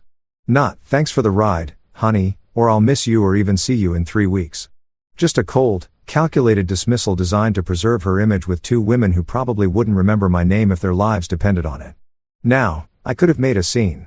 I could have raised my voice, demanded an explanation, maybe even given Clara and Vivian a piece of my mind about their judgment and attitude. I could have reminded Sophie right there in front of her precious friends about all the ways I'd been supporting her, all the sacrifices I'd made, all the times I'd bitten my tongue when she prioritized her image over our relationship. But you know what I did instead? I looked at her for a long moment. Really looked at her, and I saw something I'd been trying to ignore for months. This wasn't a momentary lapse in judgment or a case of nerves about traveling with her intimidating friends. This was who Sophie really was when push came to shove. This was her true priority system laid bare. Image first, everything else a distant second. So, I let go of her luggage cart. Just opened my hands and let it roll away from me. I nodded once. The kind of calm, measured nod you give when you've just made an important decision. And I turned around and walked away. No argument, no dramatic declaration, no tearful goodbye. I just left her standing there with her designer friends and her overpacked suitcases and her carefully constructed image. As I walked back toward the parking structure, I could hear Sophie calling my name, but her voice had that sharp edge of panic that told me she was starting to realize she might have overplayed her hand.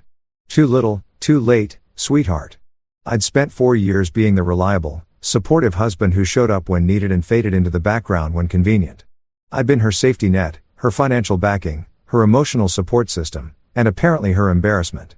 The drive home was the quietest 45 minutes of my life, and not because I was devastated or heartbroken. I was calm in a way I hadn't felt in years, like I'd finally stopped carrying a weight I didn't realize had been crushing me. Sophie thought she'd be coming home in 3 weeks to the same old Marcus, the guy who'd take whatever scraps of respect she threw his way and be grateful for them. She had absolutely no idea that her life, our life, was about to be completely rewritten. And for the first time in a very long time, I was looking forward to being the one holding the pen. You know what's funny about life-changing moments? Everyone expects them to come with dramatic music and slow-motion sequences like some kind of Hollywood breakdown scene. But the drive home from LAX that morning was the complete opposite of chaos. It was the clearest my head had been in years.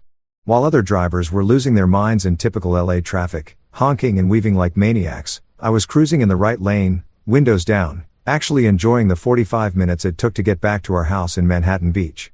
The thing is, I wasn't plotting revenge or rehearsing angry speeches in my head. That's what Sophie would expect because that's how her drama-filled brain works. She probably figured I'd spend the next 3 weeks stewing in my hurt feelings. Maybe calling her friends to complain.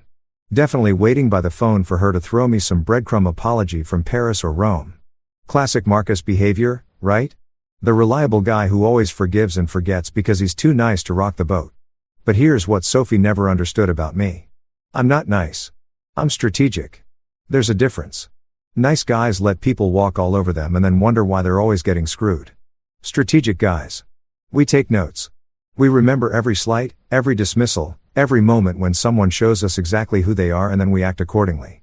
See, while I was hauling her luggage through that airport, getting dismissed like the hired help, my brain was already 3 steps ahead. Sophie thought she was married to some pushover who'd built his whole identity around making her happy. What she actually married was a guy who'd spent 6 years in the army before college. Learned how to think under pressure and knew the difference between a tactical retreat and surrender. The SUV she loved so much. That gleaming black Escalade she used for all her Instagram photos. The one that made her feel like a celebrity when she pulled up to those fancy Beverly Hills brunches with Clara and Vivian. That baby was titled in my name only. Bought and paid for with my money, my credit, my signature on the paperwork. Sophie always assumed joint ownership because, well, we were married and she drove it more than I did.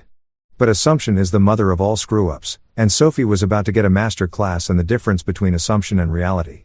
I pulled into our driveway, or rather my driveway, since the house was also in my name, thanks to an inheritance from my grandfather, and sat there for a minute, engine running, looking at the place we'd called home for the past 2 years.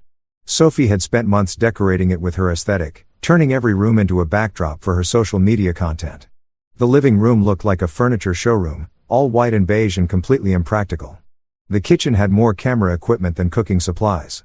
Even our bedroom had special lighting installed so she could film her morning routines.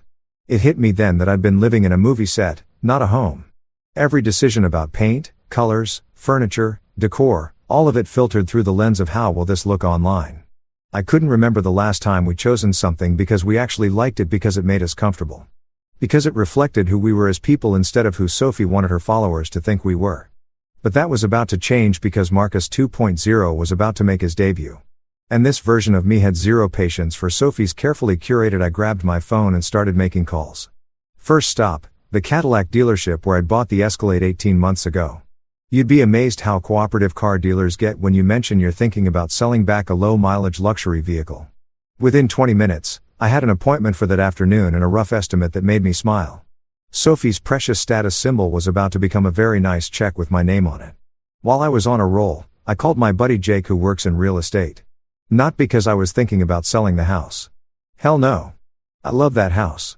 Or at least I loved what it could become once I stripped away all of Sophie's Instagram-friendly nonsense.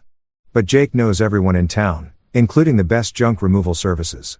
The kind of guys who can clear out a house fast and don't ask too many questions about why you need 3 rooms worth of designer clothes and makeup removed ASAP. Let me guess, Jake said when I explained what I needed. Sophie finally pushed you too far. Something like that. I told him, can you hook me up with someone reliable? I'm talking full service. Everything that isn't nailed down and doesn't belong to me. Gone by tomorrow. Damn, brother. I've been waiting for this call for 2 years. Yeah, I got a guy. Tommy's crew will take care of you. And they're discreet. Cash only, though. Not a problem. The beautiful thing about having a plan is how it simplifies everything else. While Sophie was probably boarding her first-class flight to London, posting selfies about how excited she was for her European adventure, I was systematically dismantling the foundation of her comfortable little world. And the best part, I was doing it all completely legally, using only resources that belonged to me in the first place. The Escalade sale went smoother than I expected. Turns out luxury SUVs hold their value pretty well when they've been garage kept and babied by someone who only drove them to yoga classes and brunch spots. The dealer cut me a check for 38 grand, which was about 6,000 less than I'd paid, but still enough to make Sophie's head spin when she found out. I deposited the money in my personal account, the one she didn't have access to, and felt a deep satisfaction I hadn't experienced in months. On the drive home in my old pickup truck, the one Sophie always complained was too blue-collar for her image, I started thinking about what came next. This wasn't just about revenge, though. I'd be lying if I said that wasn't part of it. This was about reclaiming my life from someone who'd been systematically erasing me from it. Sophie wanted to be embarrassed by me. Fine, she could be embarrassed from a distance while I rebuilt everything she tried to change about who I was. By the time I pulled back into my driveway, the sun was setting and I felt more like myself than I had in years. Tomorrow, Tommy's crew would arrive and start clearing out 4 years worth of Sophie stuff. The day after that, I'd start turning our house back into my home. And in 3 weeks, when Sophie's European vacation ended, and she expected to find me waiting with open arms and a full bank account, she'd discover that some bridges, once burned, don't get rebuilt. Phase 1 was complete. Sophie's precious SUV was gone, converted into cold, hard cash that would fund whatever came next. She taught me an important lesson that morning at the airport. Sometimes the people closest to you are the ones most willing to throw you under the bus to protect their image. Lucky for me, I'm a fast learner. Waking up in my own house the next morning felt like opening my eyes in someone else's life. Everywhere I looked, Sophie's presence screamed at me from every corner, every surface, every carefully curated inch of what used to be our home. The massive walk-in closet that looked like a Saks Fifth Avenue explosion with designer dresses still bearing tags from impulse purchases she'd made for content. The bathroom counter that resembled a Sephora stock room covered in skincare serums and makeup palettes that cost more than most people's rent. The guest room that had been completely transformed into her filming studio, complete with professional lighting rigs, camera equipment, and a backdrop wall sheet had custom painted in what she called millennial pink, but I called Pepto-Bismol nightmare for years of marriage. And somehow Sophie had managed to colonize every square foot of my grandfather's house with her brand. Even the kitchen, for crying out loud, had been redesigned around her morning routine videos. Special lighting installed above the island, a collection of aesthetically pleasing but completely useless appliances arranged for maximum visual impact, and a coffee station that looked like it belonged in a boutique cafe rather than a place where people actually lived. But here's the thing about military training that most people don't understand. It teaches you to see problems as logistics exercises, and Sophie's stuff that was just a logistics problem waiting for the right solution. Tommy's crew showed up at 8 a.m. sharp. 3 guys in matching uniforms driving a truck that could have hauled a small apartment. The crew chief, a no-nonsense guy with graying temples and arms like tree trunks, took one look around the house and let out a low whistle. "Damn, buddy. Your wife really went all out, didn't she?" "Ex-wife," I corrected, even though the paperwork wasn't filed yet. "And yeah, she had expensive taste. Lucky for you, most of it's barely been used." Tommy walked through each room with me, taking notes on his clipboard while I pointed out what stayed and what went. It was actually pretty simple. If I'd bought it, chosen it, or inherited it from my family, it stayed. Everything else was fair game. The distinction was clearer than I'd expected. Probably because Sophie and I had such different ideas about what made a house feel like home. "What about this stuff?" Tommy asked, gesturing to the filming equipment in the guest room. "Some of this gear looks pretty high-end." "All of it goes," I said. "The cameras, the lights, the backdrop, that ridiculous pink chair she bought for her talking head videos. I want this room completely empty." "You sure about that? Some of this equipment's worth serious money. You could probably sell it yourself, make a decent profit." I thought about it for maybe half a second. Yeah, I could have spent weeks dealing with online listings, meeting potential buyers, negotiating prices, but that would mean thinking about Sophie's career, her content, her brand for hours every day. That would mean staying connected to the life she'd built using my money and my support. "No, thanks. Take it all," I told him. "Whatever you guys can't use, donate it or dump it. I just want it gone." While Tommy's crew got to work, I tackled the digital side of Sophie's empire. See, here's something she never knew about me. I actually understand technology pretty well. Those years in the Army included some time working with communication systems, which translated surprisingly well to civilian IT work. Sophie always treated me like I was some kind of caveman when it came to computers. But that was just another way she'd underestimated me. I started with the easy stuff, changing passwords on all the accounts that were actually mine, but that she'd been using. Our joint banking accounts, the credit cards, the streaming services, even the Wi-Fi network.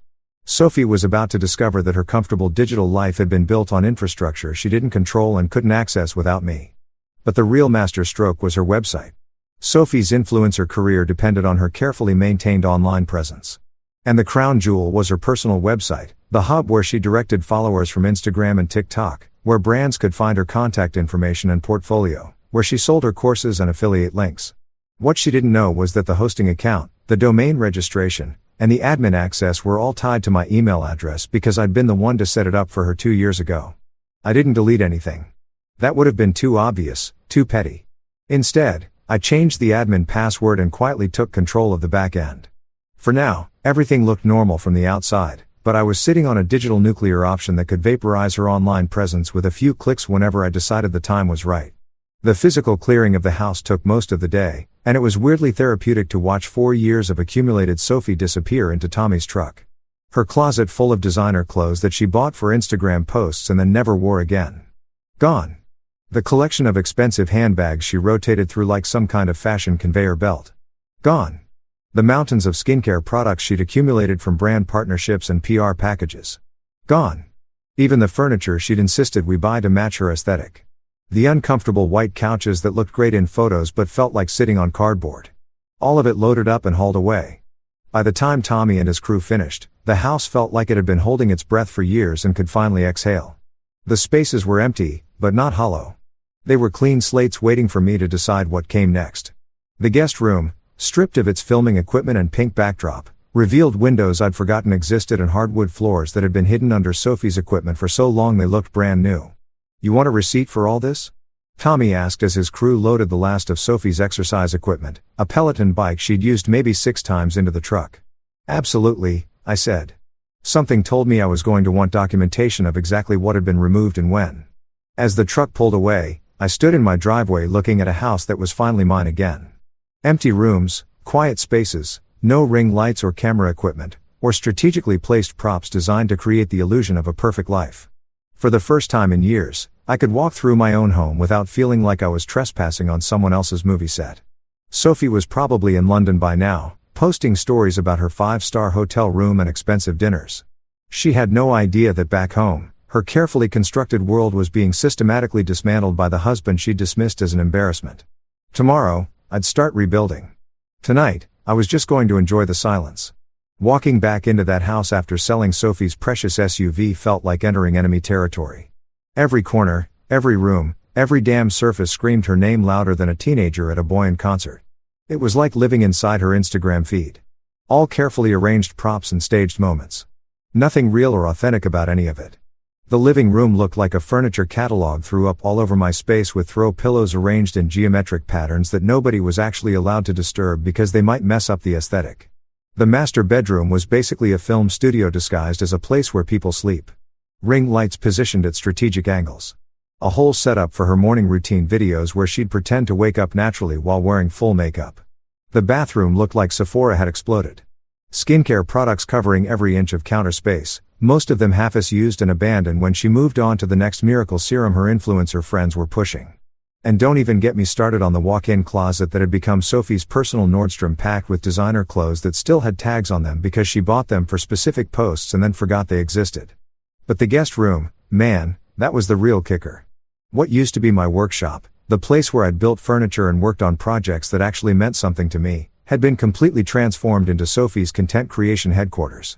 Professional cameras, lighting equipment, a whole backdrop system for different moods, and enough ring lights to illuminate a small stadium. She'd shoved all my tools and half-finished projects into the garage, claiming she needed the space for her business. Looking at it all that morning, I realized I'd been living in someone else's fantasy for way too long. This wasn't our home. It was Sophie's stage set, and I was just the unpaid maintenance crew keeping the lights on and the bills paid. Time for some renovations.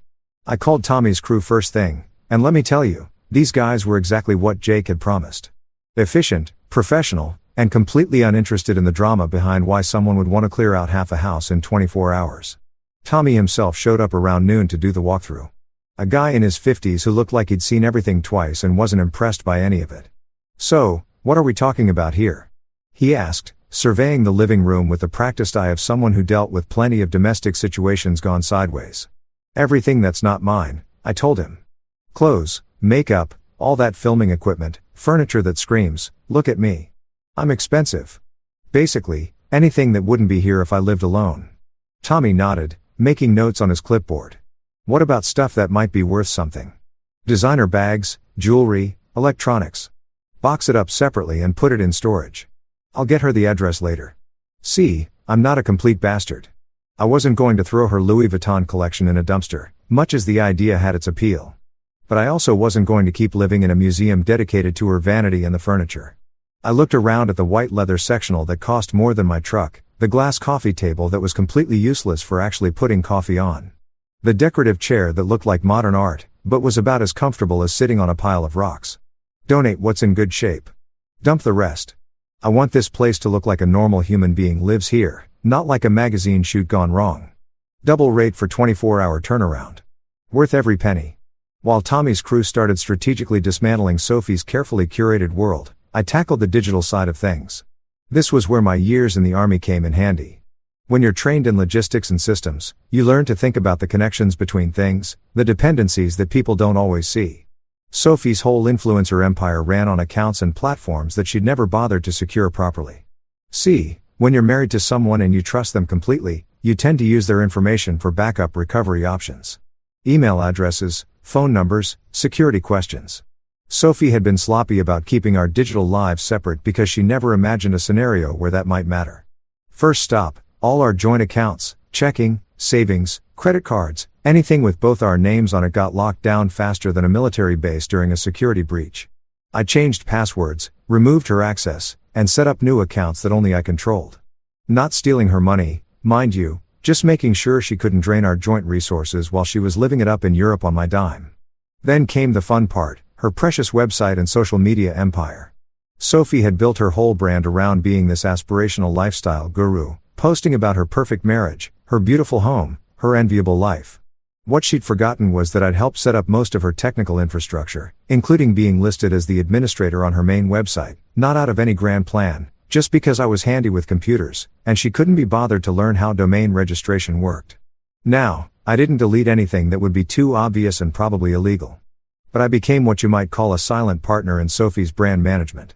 Every post, every update, every carefully staged photo would now have to go through systems I controlled. I wasn't planning to sabotage her immediately. That would be too easy and not nearly satisfying enough. No, I was playing a longer game here. By evening, Tommy's crew had worked some kind of magic. The house was unrecognizable, stripped of all Sophie's Instagram-ready nonsense and reduced to the basic furniture and belongings that were actually mine. The guest room was empty and echoing. Ready to become my workshop again. The bathroom looked like a normal human being used it instead of a beauty YouTuber. The bedroom had actual function again instead of being a broadcast studio. Standing in the living room at sunset, looking at walls that weren't covered in Sophie's motivational quotes and surfaces that weren't cluttered with her ring lights and camera equipment, I felt something I hadn't experienced in years. Peace. This was my space again, ready to be shaped by what I actually wanted instead of what would photograph well for social media. The house felt bigger somehow, like removing all of Sophie's stuff had given me room to breathe again. Tomorrow, I'd start the fun part, turning this empty canvas back into a home that reflected who I actually was instead of who Sophie needed me to be for her brand. Phase 2 complete. Sophie's physical presence had been surgically removed from my life with the precision of a military operation. In 3 weeks, she'd come home expecting to find everything exactly as she'd left it. She was going to be very, very disappointed. Waking up in an empty house should have felt depressing. But honestly, it was like Christmas morning for my soul. No ring lights glaring at me from 3 different angles. No camera equipment cluttering up every surface. No carefully arranged throw pillows that I wasn't allowed to actually throw anywhere. Just space, beautiful, functional mine again space that I could fill with things that actually mattered to me instead of props for Sophie's endless content creation circus. The first thing I did was head straight to the garage where all my real stuff had been banished like some kind of furniture refugee camp. You know what I found buried under a tarp behind Sophie's bike that she'd ridden exactly twice for Instagram photos? My oak coffee table, the one I'd built with my own hands 3 years ago from reclaimed what I'd salvaged from an old barn outside Bakersfield. Sophie had hated that table with the passion of 1,000 suns because it didn't fit her aesthetic. Too rustic, too handmade, too much personality. She'd made me replace it with some glass monstrosity that looked like it belonged in a dentist's waiting room and cost more than most people's monthly rent. Hauling the oak table back into the living room felt like reuniting with an old friend. I ran my hands over the surface, checking for damage, but the wood had held up beautifully. This table had character grain patterns that told a story, small imperfections that proved it was made by human hands instead of stamped out in some factory. You could actually put things on it without Sophie shrieking about water rings or scratches. Revolutionary concept, right? Next came the fun part. Furniture shopping for someone who actually planned to live in his house instead of just filming in it. I hit up a local place in Rundo Beach that specialized in real furniture for real people. Comfortable couches you could nap on, coffee tables that could handle a beer and a pizza box.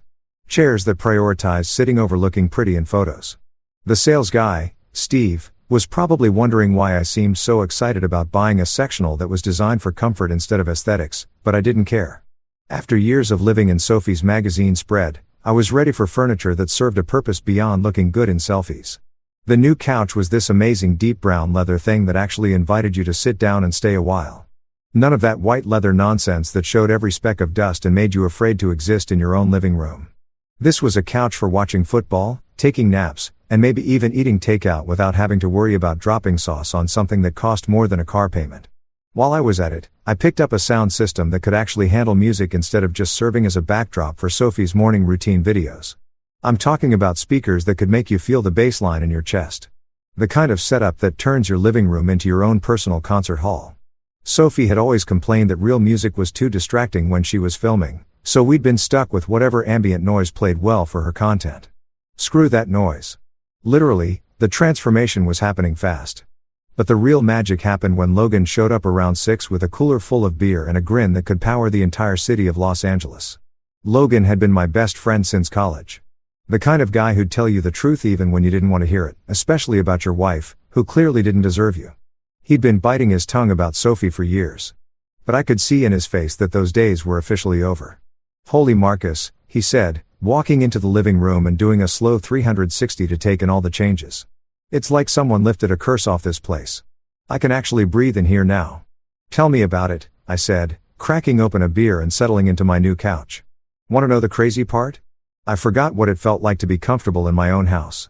Logan plopped down next to me, and for the first time in years, I didn't have to worry about someone yelling at us for messing up the carefully arranged cushions.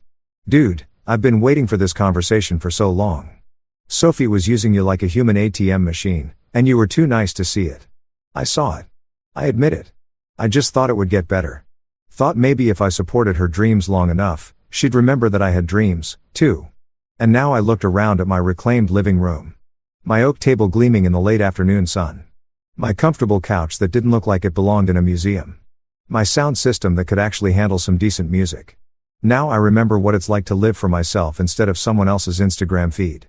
We spent the evening like we used to back in college, just hanging out and talking without every conversation being interrupted by Sophie's need to document our lives for social media.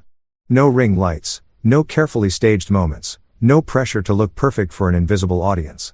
Just two friends, cold beer, and the kind of easy conversation that happens when you're not performing for anyone. "So, what's the plan when she gets back?"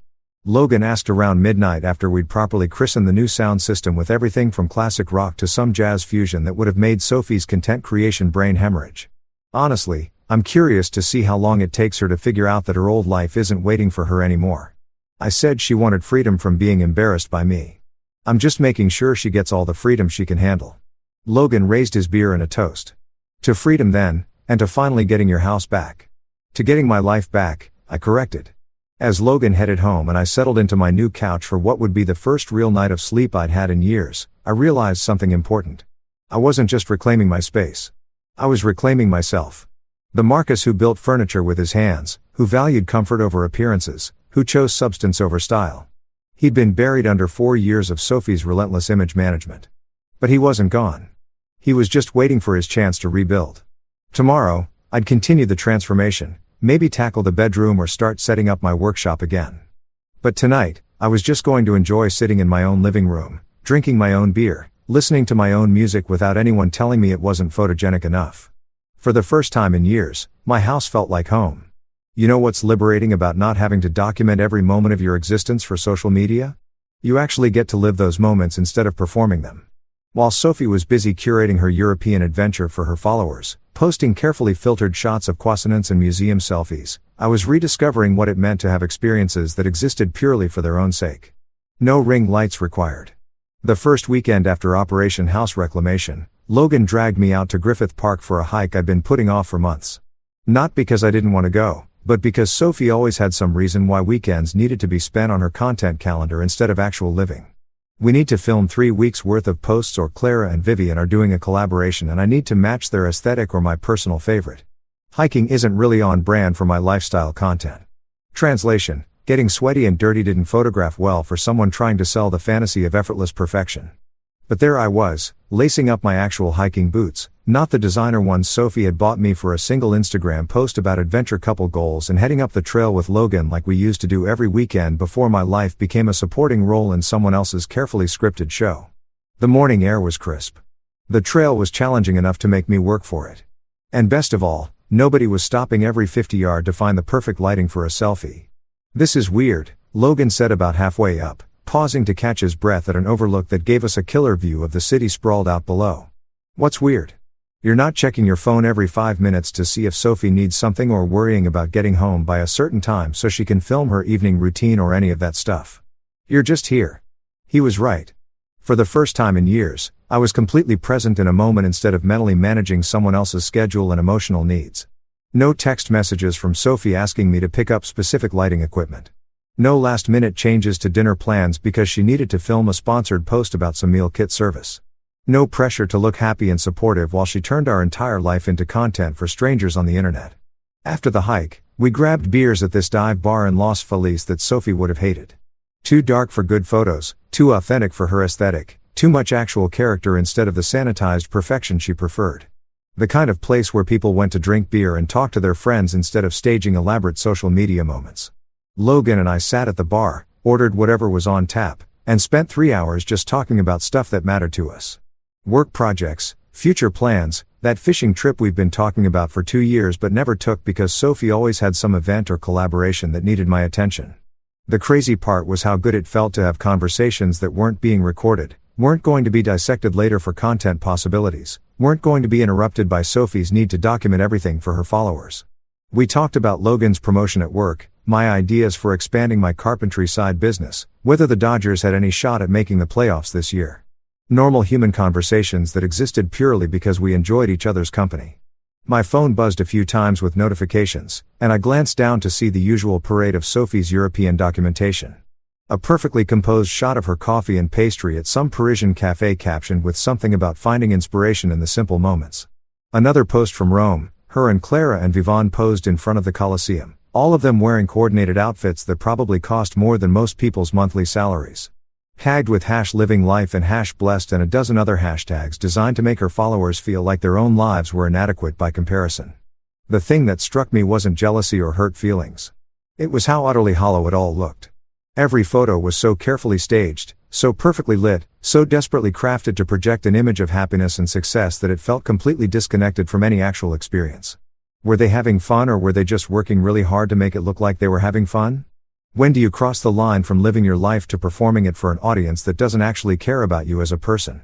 And not once, not in a single post, story, or caption. Did Sophie mention missing me or wishing I was there? No.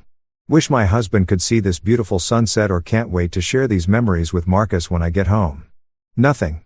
It was like I'd been completely edited out of her narrative, which, let's be honest, was probably exactly what she wanted. I was the unsexy reality behind her glamorous image. The guy who paid the bills and handled the logistics while she focused on looking fabulous for strangers on the internet. The following week, I did something I hadn't done in years. I rejoined my old softball league. These were guys I used to play with every Thursday night until Sophie started scheduling her content creation around my free time. Can't you miss one game? I need you to help me set up for this sponsored post became. Do you really need to play softball when we could be doing something together? Which eventually became me just quietly dropping out because it was easier than dealing with the guilt trips and manipulation. But Marcus 2.00 wasn't interested in managing anyone else's emotional needs at the expense of his own happiness. I showed up to practice on a Thursday evening with my old glove and a cooler full of beer, and it was like no time had passed at all. Same guys, same jokes, same pure joy of playing a game for no reason other than it was fun.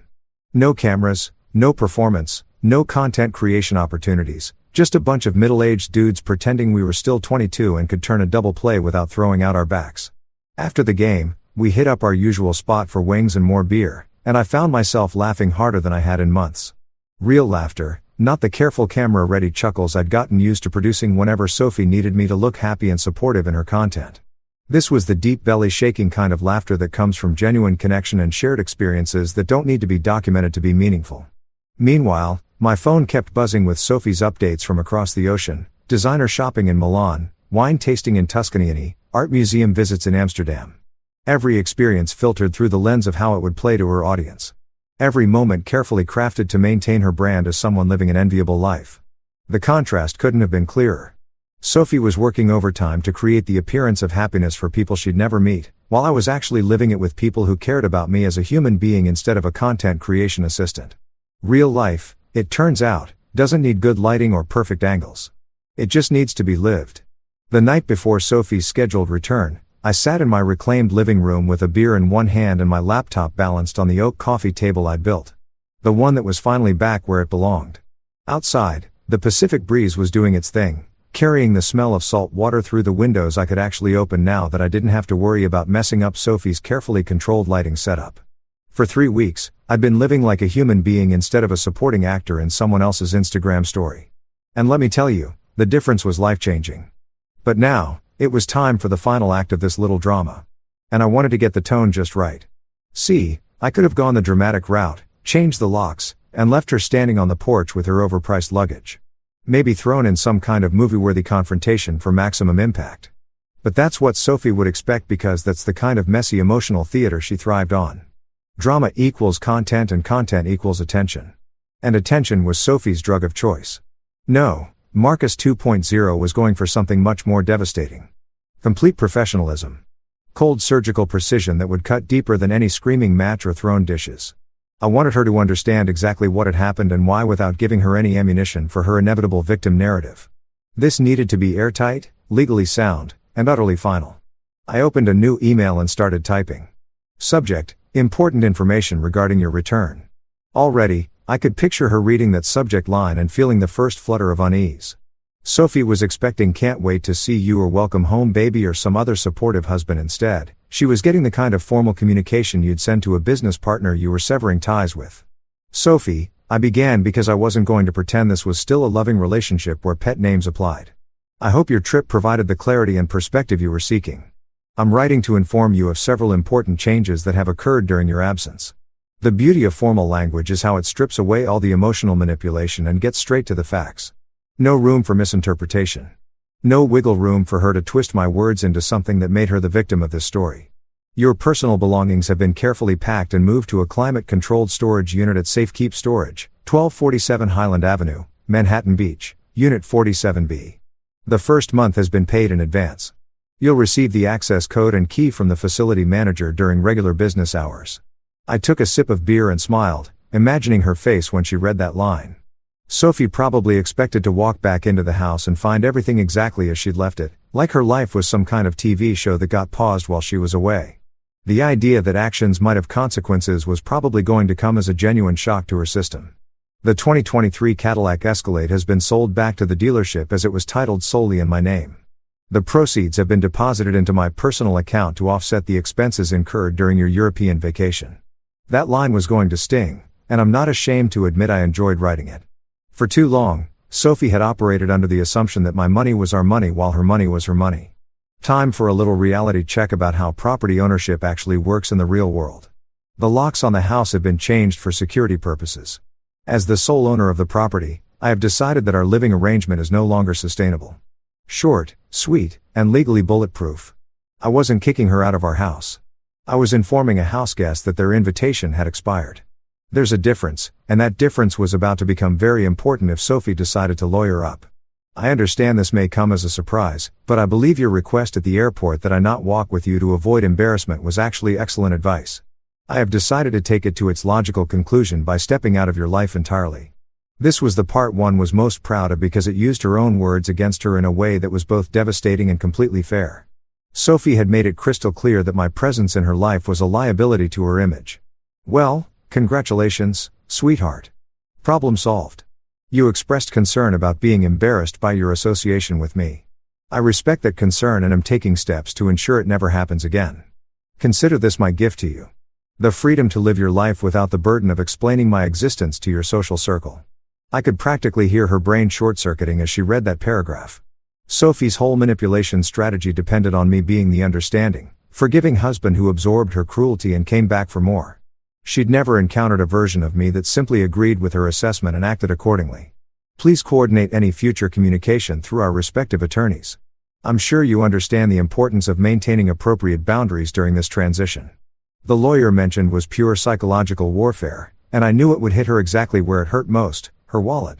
Sophie had gotten very comfortable spending money she hadn't earned, but hiring legal representation would require resources she didn't actually have access to anymore. Her parents might bail her out, but that would require explaining to Richard and Helen exactly how their daughter had managed to nuke a perfectly stable marriage for the sake of Instagram clout. I wish you success in all your future endeavors. Your influencer career should benefit significantly from no longer being associated with someone who doesn't fit your aesthetic. And there it was, the kill shot delivered with surgical precision. I wasn't angry or hurt or seeking revenge. I was simply a businessman closing out an unprofitable partnership and moving on to better opportunities. The fact that this approach would drive Sophie absolutely insane was just a pleasant bonus. I read through the email one more time, checking for typos and making sure the tone stayed consistently professional. This wasn't a love letter or a breakup note or a plea for reconciliation. This was a termination notice, and I wanted it to read like one. Best regards, Marcus Hale. Not love, not your husband, not even sincerely, just my name. Like I was signing off on a business transaction because that's essentially what this had become. The dissolution of a partnership where one party had been contributing everything and the other had been taking it all for granted. I hit send at 11:47 p.m. Pacific Standard Time. By the time Sophie's plane touched down at LAX the next morning, she'd have 12 hours to process the new reality of her situation. Then I closed the laptop, finished my beer, and headed upstairs to pack for my own trip. The Rocky Mountains were calling, and for the first time in years, I was free to answer. Picture this. I'm somewhere in the middle of Colorado, cruising through mountain passes on my Harley with nothing but open road ahead of me and 3 bars of cell service when I decide to power up my phone for the first time in 5 days. Big mistake. Or maybe the best decision I'd made all week, depending on how you look at entertainment value. My phone damn near exploded with notifications. We're talking biblical plague levels of missed calls, voicemails, text messages, and what appeared to be a complete social media meltdown spanning multiple platforms. The notification count looked like a slot machine jackpot. 347 missed calls, 89 voicemails, and enough text messages to fill a small novel. All from Sophie, with a supporting cast of her flying monkeys chiming in with their own brand of outrage and disbelief. But the real comedy gold came when Logan called me back. I'd reached out to him that morning because, let's be honest, I needed to know how the homecoming had gone down. Logan didn't disappoint. Dude had front row seats to what he was already calling the meltdown of the century, and he was more than happy to give me the play-by-play. "Bro, you should have seen this shit," Logan said. And I could hear him trying not to laugh. "I was washing my car in the driveway when the cab pulled up to your house around 2 o'clock in the afternoon. Sophie gets out looking like she just stepped off the cover of some travel magazine. You know, designer everything, perfect hair, the whole Instagram princess routine. She's got enough luggage for a small army, and she's clearly expecting her grand entrance to go smoothly." I pulled over at a scenic overlook and settled in for what I knew was going to be the story of the year. Tell me she at least tried the key before having a complete breakdown. Oh, she tried the key. All right. Multiple times. I watched her jiggle that handle for a good 5 minutes before it dawned on her that you actually changed the locks like you said you would. That's when things got interesting. Logan paused for dramatic effect. The bastard. He was enjoying this way too much, but honestly, so was I after 4 years of Sophie's emotional manipulation and public humiliation tactics. The idea of her finally experiencing some consequences was more satisfying than a perfectly grilled steak. So, she starts banging on the door, right? Not just knocking, full-on pounding like the house is on fire. She's yelling, "Marcus, Marcus, I know you're in there." Loud enough that Mrs. Rodriguez came out of her house next door to see what the commotion was about. This goes on for maybe 10 minutes before Sophie finally pulls out her phone and calls you and got my voicemail because I was enjoying the peace and quiet of mountain living. Exactly. So, she leaves this message. I could hear her from my driveway, dude. Where she starts off trying to sound reasonable, like, "Marcus, I'm home. Let's talk about this like adults," but by the end of it, she's practically screaming about how you can't just lock her out of her own house, and she's going to call the police. I had to laugh at that one. Sophie's grasp of property law was about as solid as her understanding of basic human decency. Did she actually call the cops? Oh, she called them. All right. 2 patrol cars showed up about an hour later. I made myself busy in the front yard so I could watch the whole thing go down. The officers were actually pretty professional about it. They listened to her whole sob story about being locked out, asked to see some ID, and then politely explained that since her name isn't on the deed, and she doesn't have any legal documentation proving residency, there wasn't really anything they could do. How'd she take that news? About as well as you'd expect. Started crying, talking about how this was all some terrible misunderstanding, how you were just upset and you'd work it out like you always do. The cops basically told her it was a civil matter and suggested she contact a lawyer if she felt her rights were being violated. Then they left and that's when the real show started. I could picture the whole scene playing out in my quiet suburban neighborhood. Sophie's carefully constructed image crumbling in front of an audience of concerned neighbors and curious onlookers. After years of presenting herself as the perfect wife living the perfect life, having a public breakdown on my front porch was probably her worst nightmare. She spent the next 2 hours calling everyone in her contact list. Logan continued, and I mean everyone. I could hear her leaving increasingly desperate voicemails, talking to her parents, trying to reach Clara and Vivian. But here's the kicker. None of her rich friends answered their phones. Not one. Clara and Vivan, who she'd been posting pictures with just 24 hours earlier, suddenly became unreachable the moment she actually needed help.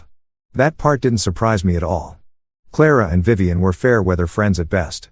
The kind of people who enjoyed Sophie's company when it came with expensive restaurants and Instagram-worthy adventures, but who'd vanish the second things got messy or inconvenient.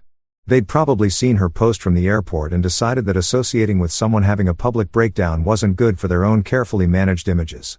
So, what happened next? Her parents finally called her back around 5 o'clock. Richard sounded pissed. I could hear him yelling through the phone from across the street. Helen was crying in the background. Took them about 2 hours to drive down from Ventura. And by the time they got there, Sophie had worked herself into a complete state. Logan paused to take a drink of something. Probably beer. Definitely earned.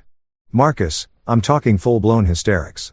She's sitting on her suitcase in the middle of your front porch, mascara running down her face, hair a mess, crying so hard she's hyperventilating, all while posting about it on her Instagram story, by the way, because apparently even a mental breakdown needs to be documented for content. You're kidding me. Dead serious. She's filming herself crying, talking about betrayal and abandonment, the whole victim narrative. But here's the thing, her follower count was actually dropping while she was posting. People were unfollowing her in real time as they watched this meltdown happen.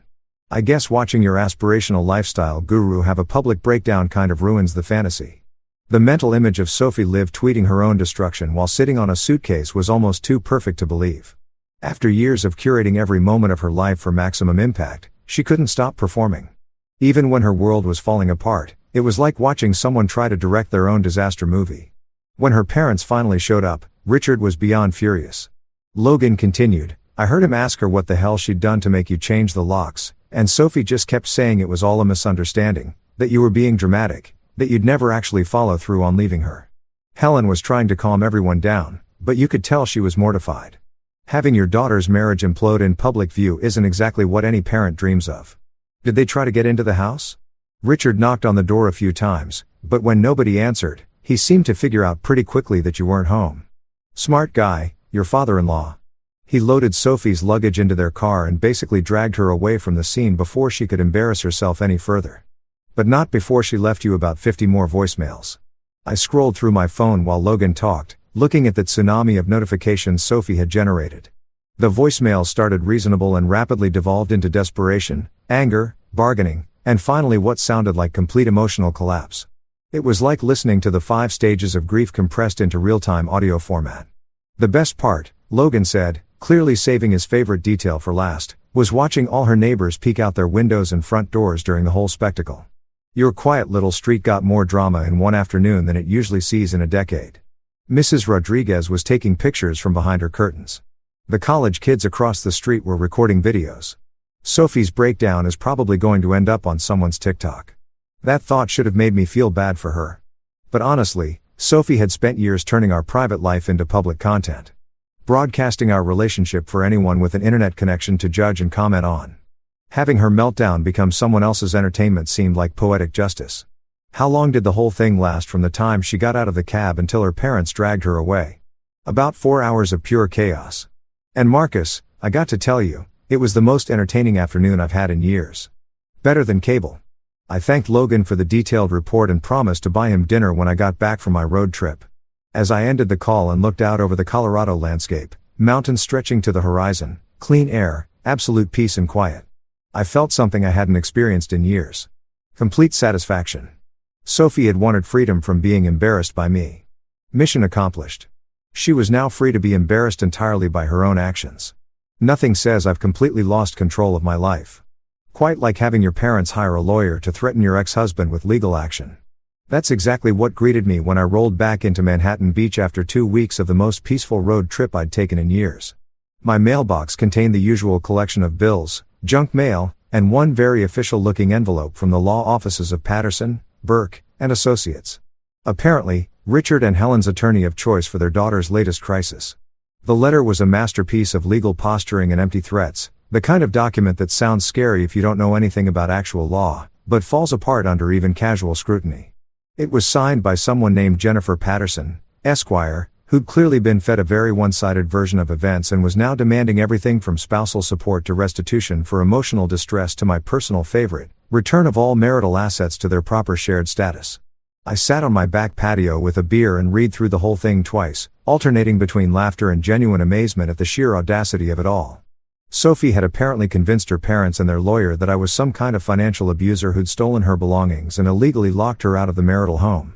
The letter demanded immediate access to the house, restoration of her rightful ownership of the SUV I'd sold, and compensation for damages to her professional reputation and earning capacity. The funniest part was the threat at the end. Failure to comply with these reasonable demands within 10 business days will result in immediate legal action to protect our client's interests and recover all damages sustained as a result of your unconscionable conduct. Unconscionable conduct. I love that phrase. Apparently, taking control of my own property and refusing to fund someone's lifestyle after they publicly humiliated me qualified as unconscionable conduct in the Patterson, Burke, and Associates universe. Lucky for me, I had Graham Morrison on speed dial. Graham had been my attorney since I bought the house. A straight-talking guy in his 60s who specialized in real estate and family law and had zero patience for legal. When I called him that afternoon and read him Patterson's letter over the phone, I could practically hear him rolling his eyes through the receiver. "Marcus, this is amateur hour stuff," Graham said. "They're making demands they have no legal basis for and threats they can't follow through on. Your wife's name isn't on the house deed. The car was titled in your name only. And last I checked, changing the locks on your own property isn't a criminal act. What exactly do they think they're going to sue you for? Apparently, I'm guilty of unconscionable conduct. Right. Well, let me draft a response that'll educate Miss Patterson about what unconscionable conduct actually looks like." Graham's letter, which arrived at Patterson, Burke and Associates 3 days later via certified mail, was a thing of beauty. Where their letter had been all bluster and empty threats, Graham's response was surgical in its precision and devastating in its implications. He started with the basics. A copy of the house deed showing sole ownership in my name, the car title proving sole ownership in my name, and documentation of all the joint accounts that had been legally closed with appropriate notice. Then he got to the fun part. Graham had itemized every expense I'd covered during our marriage that Sophie had never contributed to. Mortgage payments, property taxes, utilities, insurance, car payments, maintenance, repairs, and my personal favorite, the $18,000 I'd spent funding her European vacation and the lifestyle content that preceded it. He presented it all in a neat spreadsheet that showed Sophie had essentially been living rentier in my house while I subsidized her influencer career to the tune of roughly $75,000 over 4 years. But the rail kill shot came in the final paragraph.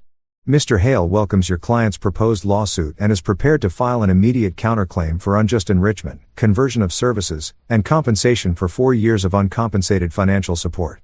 We estimate damages in the range of $200,000 plus attorney fees and court costs. Additionally, we have documented evidence of your client's public defamation campaign against Mr. Hale across multiple social media platforms which may constitute additional grounds for legal action. We encourage your client to carefully consider whether pursuing litigation is in her best interest."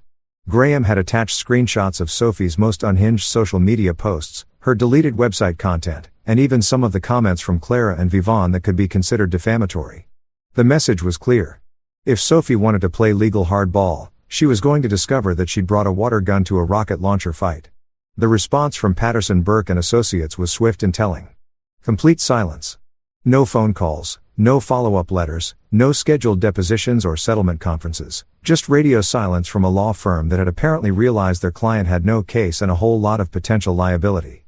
I imagine Jennifer Patterson, Esquire, had some very uncomfortable conversations with Richard and Helen about the difference between what Sophie had told them and what the actual legal facts looked like. Sophie's social media presence, meanwhile, had evolved from frantic victim narrative to sporadic depression posting. Gone were the angry rants about betrayal and abandonment, replaced by vague inspirational quotes about new beginnings and finding yourself after toxic relationships. Her follower count continued to hemorrhage, dropping from over 50,000 to somewhere in the low 20s and falling fast. Clara and Vivon had completely ghosted her by this point, their own social media feeds conspicuously free of any mention of their former travel companion. Apparently, supporting your friend through a dramatic breakup was one thing, but associating with someone who was threatening legal action and posting erratically was bad for the personal brand. The best part was watching Sophie's content quality deteriorate in real time. Without the house as a backdrop, the designer clothes, the expensive lifestyle accessories, and most importantly, without my financial support, her posts looked increasingly desperate and amateur. She was trying to maintain the aspirational lifestyle guru aesthetic while clearly operating on a shoestring budget and probably living in her childhood bedroom at her parents' house. Logan kept me updated on the neighborhood gossip, reporting that Sophie had been spotted a few times driving by the house in her parents' old Honda Civic, presumably hoping to catch me home so she could attempt some kind of reconciliation. But I'd learned my lesson about predictable patterns. I varied my schedule, parked in different spots, and generally made myself unavailable for any dramatic confrontations. The silence from her legal team spoke volumes about the strength of her position, or lack thereof. When lawyers go quiet after making big threats, It usually means they've discovered their client has been less than truthful about the facts and they don't want to end up sanctioned by the court for filing frivolous lawsuits. 3 weeks after Graham's response letter, I got a call from Jennifer Patterson herself. Not a threatening demand or legal ultimatum, but a polite inquiry about whether I might be interested in discussing a mutually beneficial resolution to this matter outside of litigation. Translation: Sophie's parents had probably gotten the legal bill for their attorney's research into my actual position, realized their daughter had painted them a completely fictional version of events, and were now looking for a way to make this all go away without spending their retirement fund on a lawsuit they couldn't win. I told Patterson I'd consider any reasonable proposal, but that my position hadn't changed. Sophie was welcome to her belongings from storage, but everything else was final. No money, no house access, no reconciliation discussions. The call ended with Patterson promising to discuss options with her client and get back to me. That was 6 weeks ago, and I haven't heard from them since. Sometimes silence is the most eloquent response of all, for months.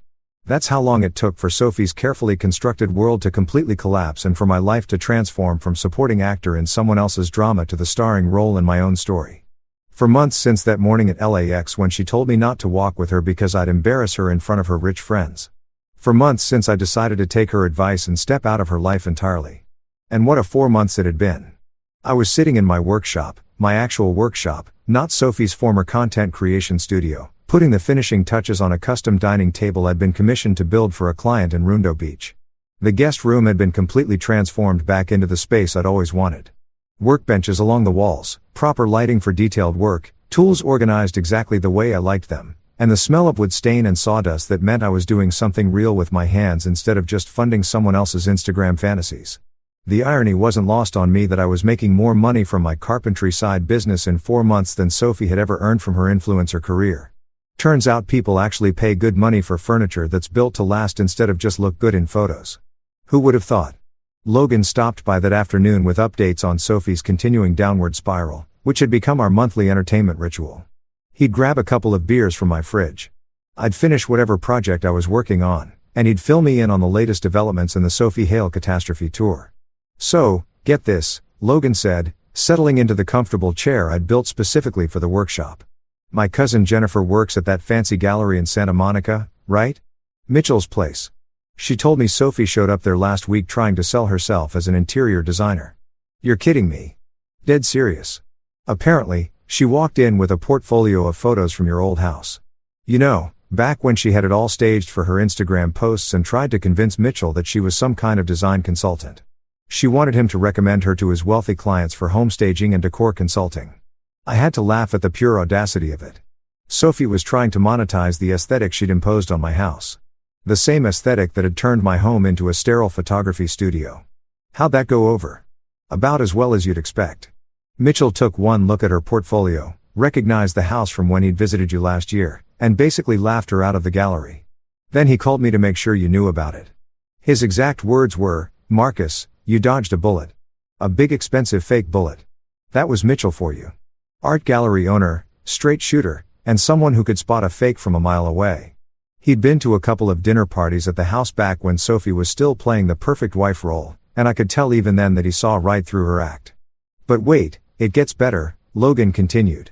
Jennifer said Sophie tried to argue with Mitchell about her professional experience and artistic vision. She actually pulled out her phone and started showing him her Instagram posts as proof of her design credentials. Mitchell asked her if she had any formal training, any actual clients, or any examples of work she'd done for other people.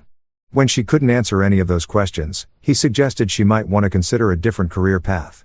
The mental image of Sophie trying to convince a respected gallery owner that her Instagram feed qualified as professional experience was almost too perfect. It was like watching someone try to become a chef based solely on their restaurant selfies. So, what's she doing now? I asked, not because I really cared about Sophie's welfare, but because her continued poor decision-making had become a source of genuine entertainment. Living with her parents, as far as anyone can tell, her social media presence has basically dried up to nothing. Maybe one post a week, usually some recycled motivational quote about new beginnings or finding your true self. Her follower count is down to something like 15,000. And most of those are probably bots or people who forgot to unfollow. 15,000.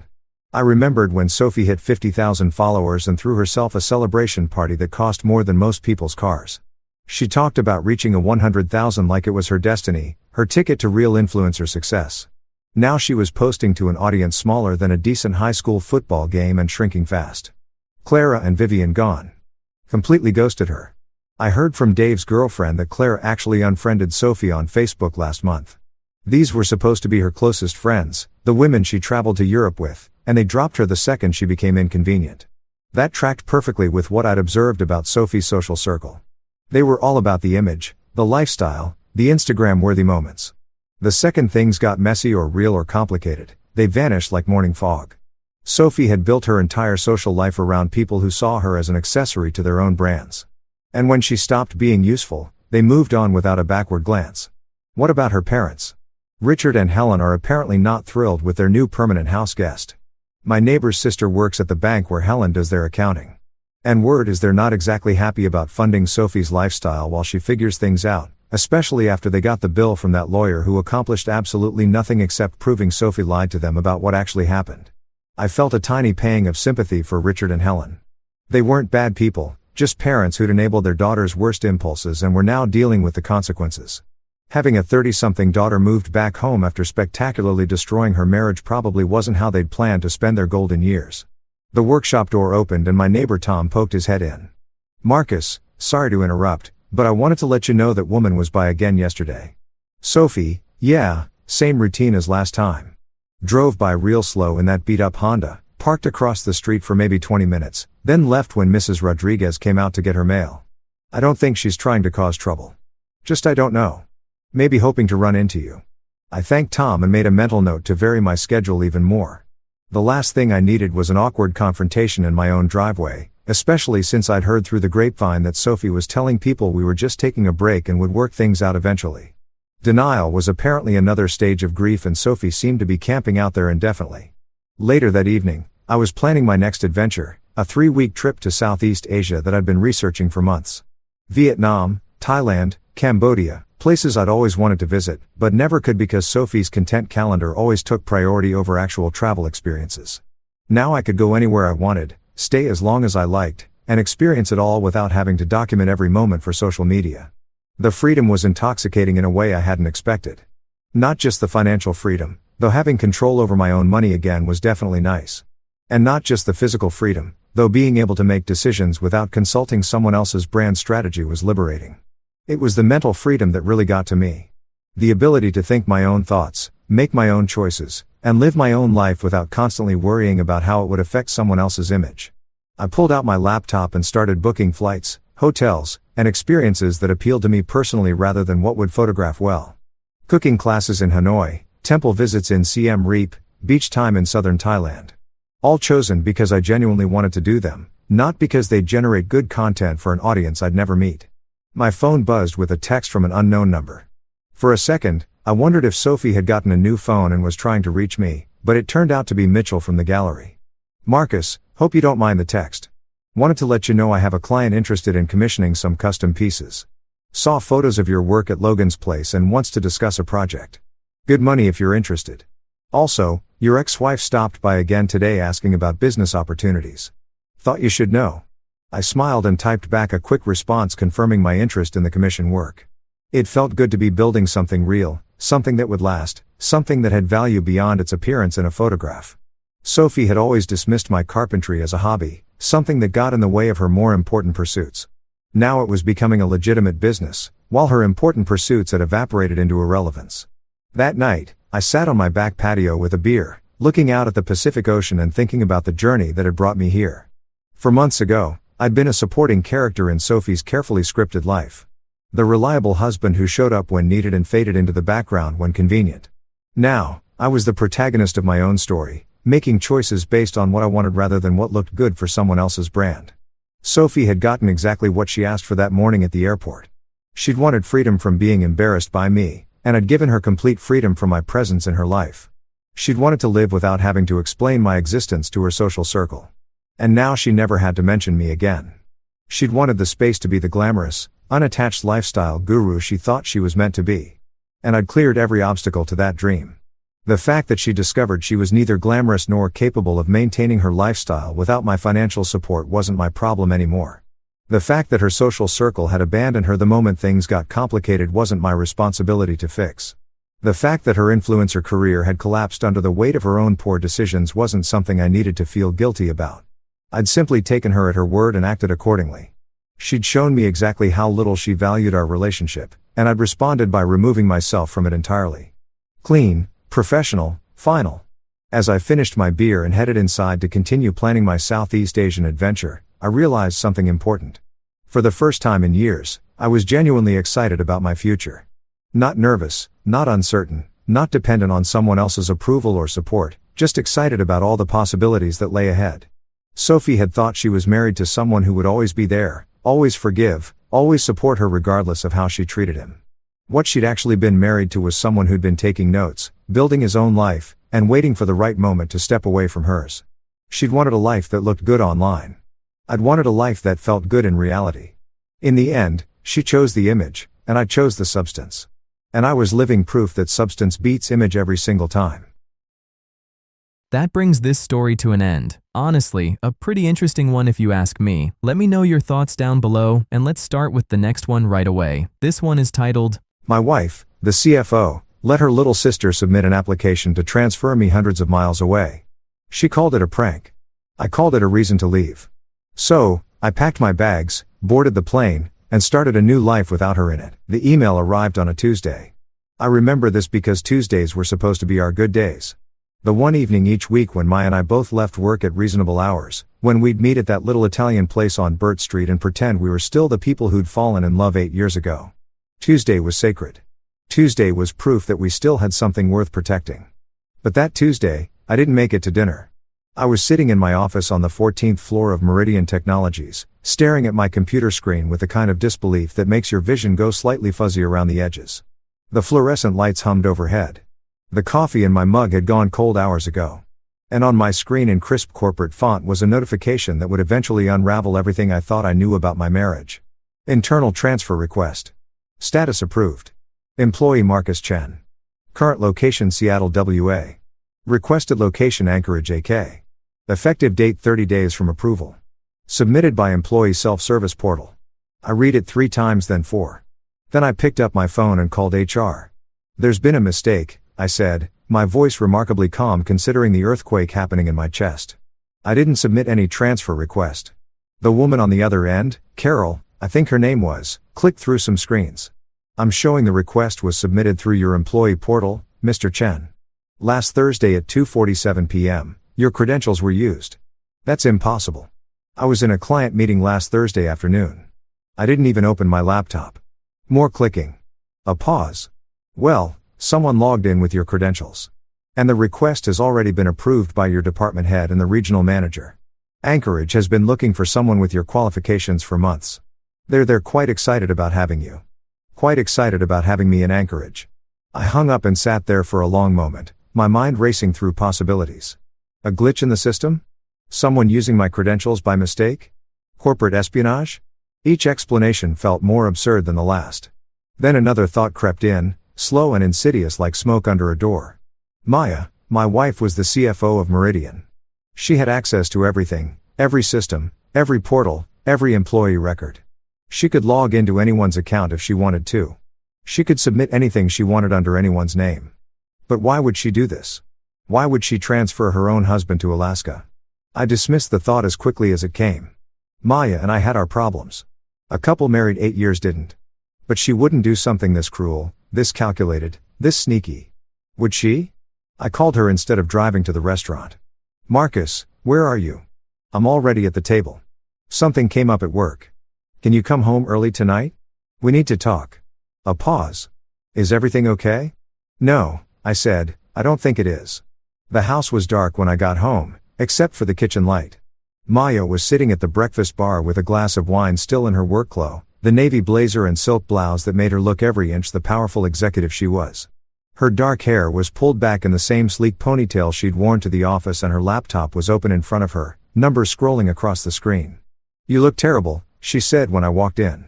Not mean exactly, just matter of fact. Maya had always been matter of fact. I feel terrible. I set down my briefcase and pulled up the email on my phone, sliding it across the counter to her. She picked it up, read it, and her eyebrows climbed her forehead. Alaska? You're transferring to Alaska? I didn't submit that request. Then who did? That's what I'm trying to figure out. She sat down and took a sip of her wine, her expression shifting from confused to thoughtful. Did someone get into your account? Have you checked your login history?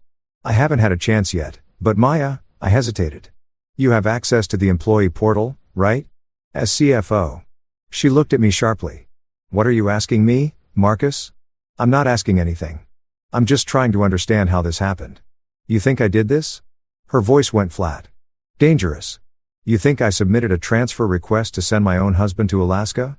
I didn't say that. You implied it. I'm going to stop you right there. She stood up, wine glass in hand, and walked to the window that overlooked our backyard. If I wanted you gone, Marcus, I would just tell you to leave. I wouldn't play games. I wouldn't submit secret transfer requests. I would look you in the eye and say, this isn't working anymore. That's who I am. You know, that's who I am. I did know that Maya was many things. Ambitious, driven, sometimes distant, but she wasn't a game player. She was direct to the point of bluntness. So if it wasn't her, could someone else have accessed my credentials? I asked. She shrugged. It would have to look into it. But Marcus, you should probably focus on getting this transfer reversed. Call HR tomorrow. Explain the situation. Get it sorted out. It's probably just a system error. And if it's not, then someone is playing a very strange prank on you. Prank. That word would haunt me later. The next morning, I went to HR in person. Carol, the same woman I'd spoken to on the phone, sat me down in a cramped office that smelled like stale coffee and printer toner. Mr. Chen, I understand your concern, but the transfer request followed all proper protocols. It was submitted from your account during business hours, and it was approved through the normal chain of command, but I didn't submit it. Do you have any proof of that? I stared at her. I was in a meeting. Can anyone verify that? Of course they can. My whole team was there. The client was there. Then we'll need to do an investigation. But Mr. Chen, I have to be honest with you. These investigations take time and the transfer is already approved. Anchorage is expecting you in 3 weeks. 3 weeks? The email said 30 days. She glanced at her screen. It's been updated. The Anchorage office pushed up the timeline. They have a critical project launching and they need someone with your systems architecture experience immediately. My head was spinning. Can't I just refuse the transfer? Carol's expression softened. You can, but declining an approved transfer typically results in termination. Company policy. That's insane. That's corporate America, Mr. Chen. I left her office feeling like I'd stepped into some kind of Kafka-esque nightmare. Someone had hijacked my career, my life, and no one seemed to care about the how or why. Only the procedure, the policy, the chain of command. When I got back to my office, there was a sticky note on my computer monitor. Heard about Alaska.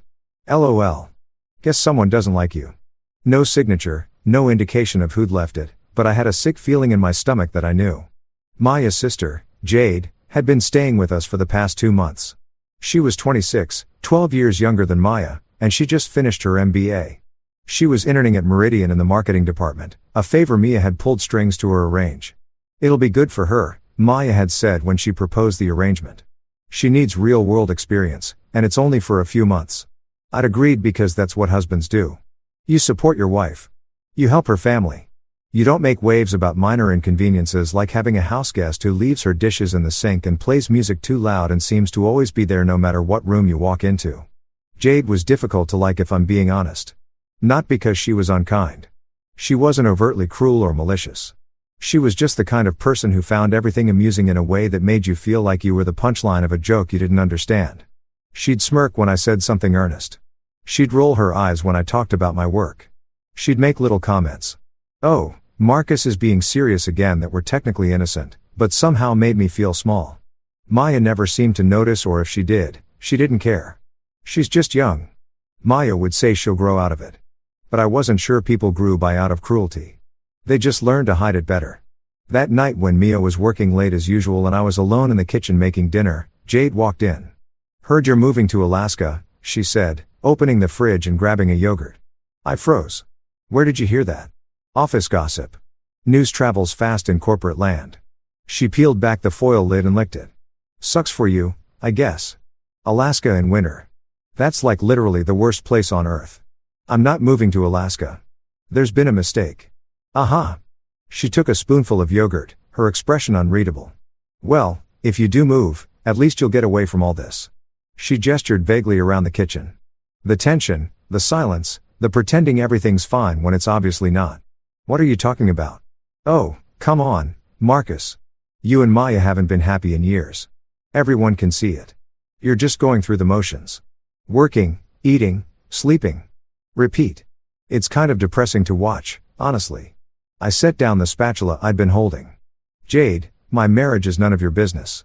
Maybe not, but I live here, so I get a front row seat to the dysfunction. She shrugged. I'm just saying maybe Alaska wouldn't be the worst thing. Fresh start and all that. She wandered back to her room, leaving me standing there with a pan of burning vegetables and a heart full of cold fury. That night, after Maya came home and went straight to bed without dinner again, I sat at my laptop and started digging. First, I logged into the employee portal and checked my recent activity. Sure enough, there it was, a login on Thursday at 2:47 p.m., the exact time I had been in my client meeting. The IP address was from inside Meridian's network. I took a screenshot. Next, I checked the physical location data.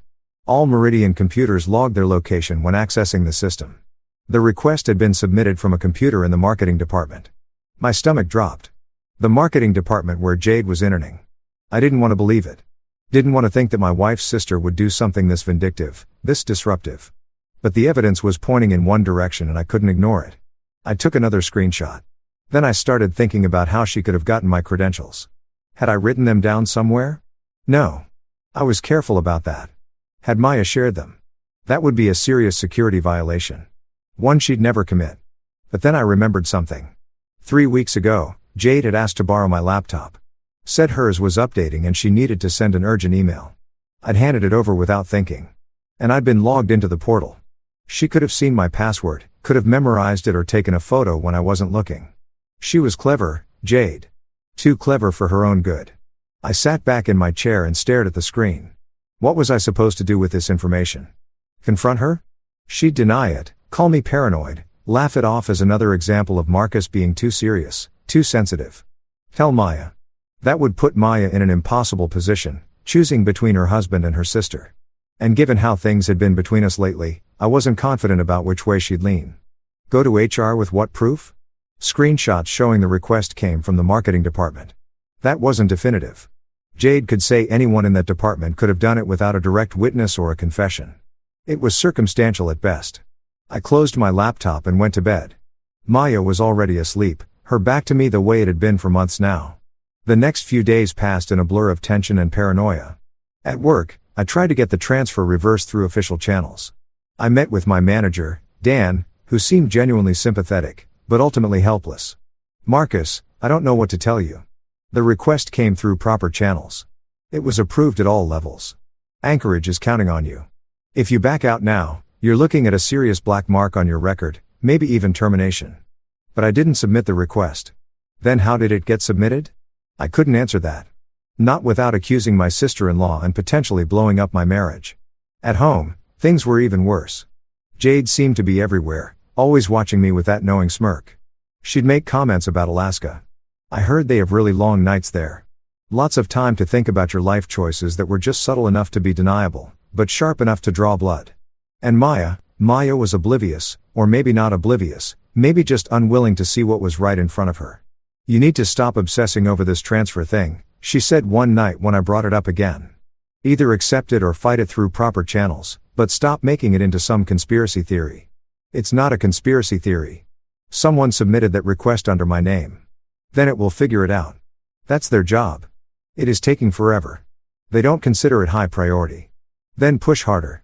You're a senior engineer, Marcus. You have pull. Use it. But she was missing the point. Or maybe she was avoiding it. Maya, don't you think it's strange that this happened while Jade is here? While she has access to Meridian systems. Her expression went cold. Glacier cold. Are you accusing my sister of something? I'm just because if you are, you'd better have proof. Solid, irrefutable proof. Jade has been nothing but helpful since she got here. She's trying to build a career. She's not some villain in a soap opera. I didn't say she was. You implied it again. Maya stood up from the couch. I'm tired of this, Marcus. Tired of your paranoia. Tired of your victim complex. Tired of you treating my family like enemies. If you want to believe the whole world is out to get you, fine. But leave Jade out of it. She walked away. And I heard the bedroom door close with a finality that echoed through our empty house. That weekend, something shifted. I was in the garage sorting through old boxes, stress cleaning, I called it, when I found something that made my blood run cold. It was a notebook. One of those little spiral-bound ones you buy at drugstores. I didn't recognize it, but it must have been Jade's. It had fallen behind a shelf in the garage where she stored some of her things. I almost put it back, almost respected her privacy the way a decent person would. But then I saw my name on one of the pages, visible through the thin paper. I opened it. The first few pages were mundane. Meeting notes, to-do lists, expense tracking, but then I got to the middle of the notebook, and everything changed. Operation Marcus removal goal, get mom out of the picture. Timeline 2 to 3 months. Method transfer request Alaska ideal. Far enough, cold enough, miserable enough. Phase 1, get credentials. Done. Laptop trick worked perfectly. Phase 2, submit request during working hours. Done. Thursday, 2:47 p.m. Phase 3, wait for approval. Done. Faster than expected. Phase 4. Observe fallout and then underneath in different colored ink. Note, M suspects but can't prove anything. Perfect. Let him squirm. Maya will never believe him over me. She never does. I stood there in the garage, the notebook shaking in my hands. This wasn't a prank. This was premeditated, calculated, cruel, and my wife's sister had done it deliberately to destroy my career and my marriage. Why? The answer was on the next page. Why this matters. Maya deserves better than Marcus. He's holding her back. She's CFO at 36. Brilliant, ambitious, going places. And what is he? Middle management content. Boring. He doesn't challenge her, doesn't support her, doesn't deserve her. She'll thank me eventually. Once he's gone, she'll see clearly. She'll move on, find someone worthy, someone who matches her drive. I'm doing her a favor. And if she's mad at first, she'll get over it. Sisters before misters. I read it twice, then 3 times. Then I had to sit down on an old crate because my legs wouldn't hold me anymore. Jade hadn't just submitted a transfer request. She'd orchestrated a plan to remove me from my wife's life because she deemed me unworthy. And the worst part of me wondered if she was right. I took photos of every page, multiple angles, clear shots, irrefutable evidence. Then I put the notebook back exactly where I'd found it. The smart thing would have been to confront them immediately, to lay out the evidence, demand answers, force accountability. But I was tired. So tired of fighting, of explaining, of defending myself against people who didn't want to believe me. I went upstairs where Maya was in her home office typing away at her laptop. Can we talk? I asked from the doorway. She didn't look up. Can it wait? I'm in the middle of quarterly projections. No, it can't wait. Something in my voice must have registered because she finally looked at me. What's wrong? I stepped into the room and closed the door behind me. I found something, I said. In the garage, a notebook. Okay, it's Jade's. And in it, she outlined her entire plan to submit the transfer request under my name. She calls it Operation Marcus Removal. Maya stared at me. What are you talking about? I have photos. She wrote everything down. How she got my credentials, when she submitted the request, why she did it. She thinks she's doing you a favor by getting rid of me. That's insane. I know. No, Marcus. Maya's voice hardened. I mean, it's insane that you would accuse my sister of something this elaborate based on what? Some notebook you conveniently found? I felt like I'd been slapped. Conveniently, Maya, I have photos, written proof in her own handwriting. Handwriting can be forged. Are you serious right now? She stood up, crossing her arms. I think you're looking for someone to blame. And Jade is an easy target. She's young. She's here. She's an outsider in our marriage. But this is ridiculous, Marcus. My sister loves me. She wouldn't sabotage my life like this. It's not your life she's sabotaging. It's mine. And since when do you care about your life? The words were out before she could stop them, and they hung in the air like smoke. Maya's expression flickered. Was that regret? But she didn't take them back. What does that mean? I asked quietly. It means, she sighed. It means you've been coasting, Marcus, for years. You take the safe path. You don't push for promotions. You don't take risks. You're content to just exist. And maybe Jade sees that. Maybe she wrote some stupid notes venting about it, but that doesn't mean she actually did anything. She did do something. I have proof. Then take it to HR. Take it to the police if you want. But I'm not going to stand here and let you vilify my sister based on circumstantial evidence. I stared at my wife, this woman I'd loved for near a decade, and saw a stranger. You're choosing her, I said. You're choosing her over me. I'm choosing to be rational. You're choosing to be paranoid. It's not paranoia if it's true. Then prove it. I pulled out my phone and showed her the photos. Every page, every damning word in Jade's handwriting. Maya looked at them for a long time. Then she said something that broke something fundamental inside me. Anyone could have written that. You could have written it yourself to frame her. I put my phone away. I see. I said, Marcus, no. I understand now. I finally understand. I left the room. I left the house. And I started planning. If you've ever felt the ground shift beneath your feet, not literally, but that soul-deep sensation of everything you believe being revealed as illusion, then you know what I was feeling that night. I drove around for hours. Just drove. No destination, no purpose, just motion. I ended up at a diner off the highway, one of those 24-hour places with fluorescent lights and waitresses who called everyone Arnhem.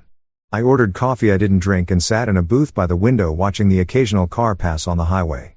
My wife had chosen her sister over me, not in some dramatic soap opera fashion, but in that quiet, devastating way that told me everything about where I stood in her priorities.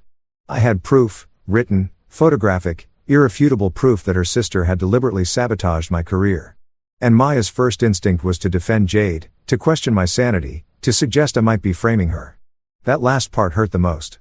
After 8 years of marriage, after building a life together, after all the compromises and sacrifices and attempts to make it work, she thought me capable of forging evidence to destroy her sister's reputation. What kind of person did she think I was? What kind of person did she think she was to accuse me of that?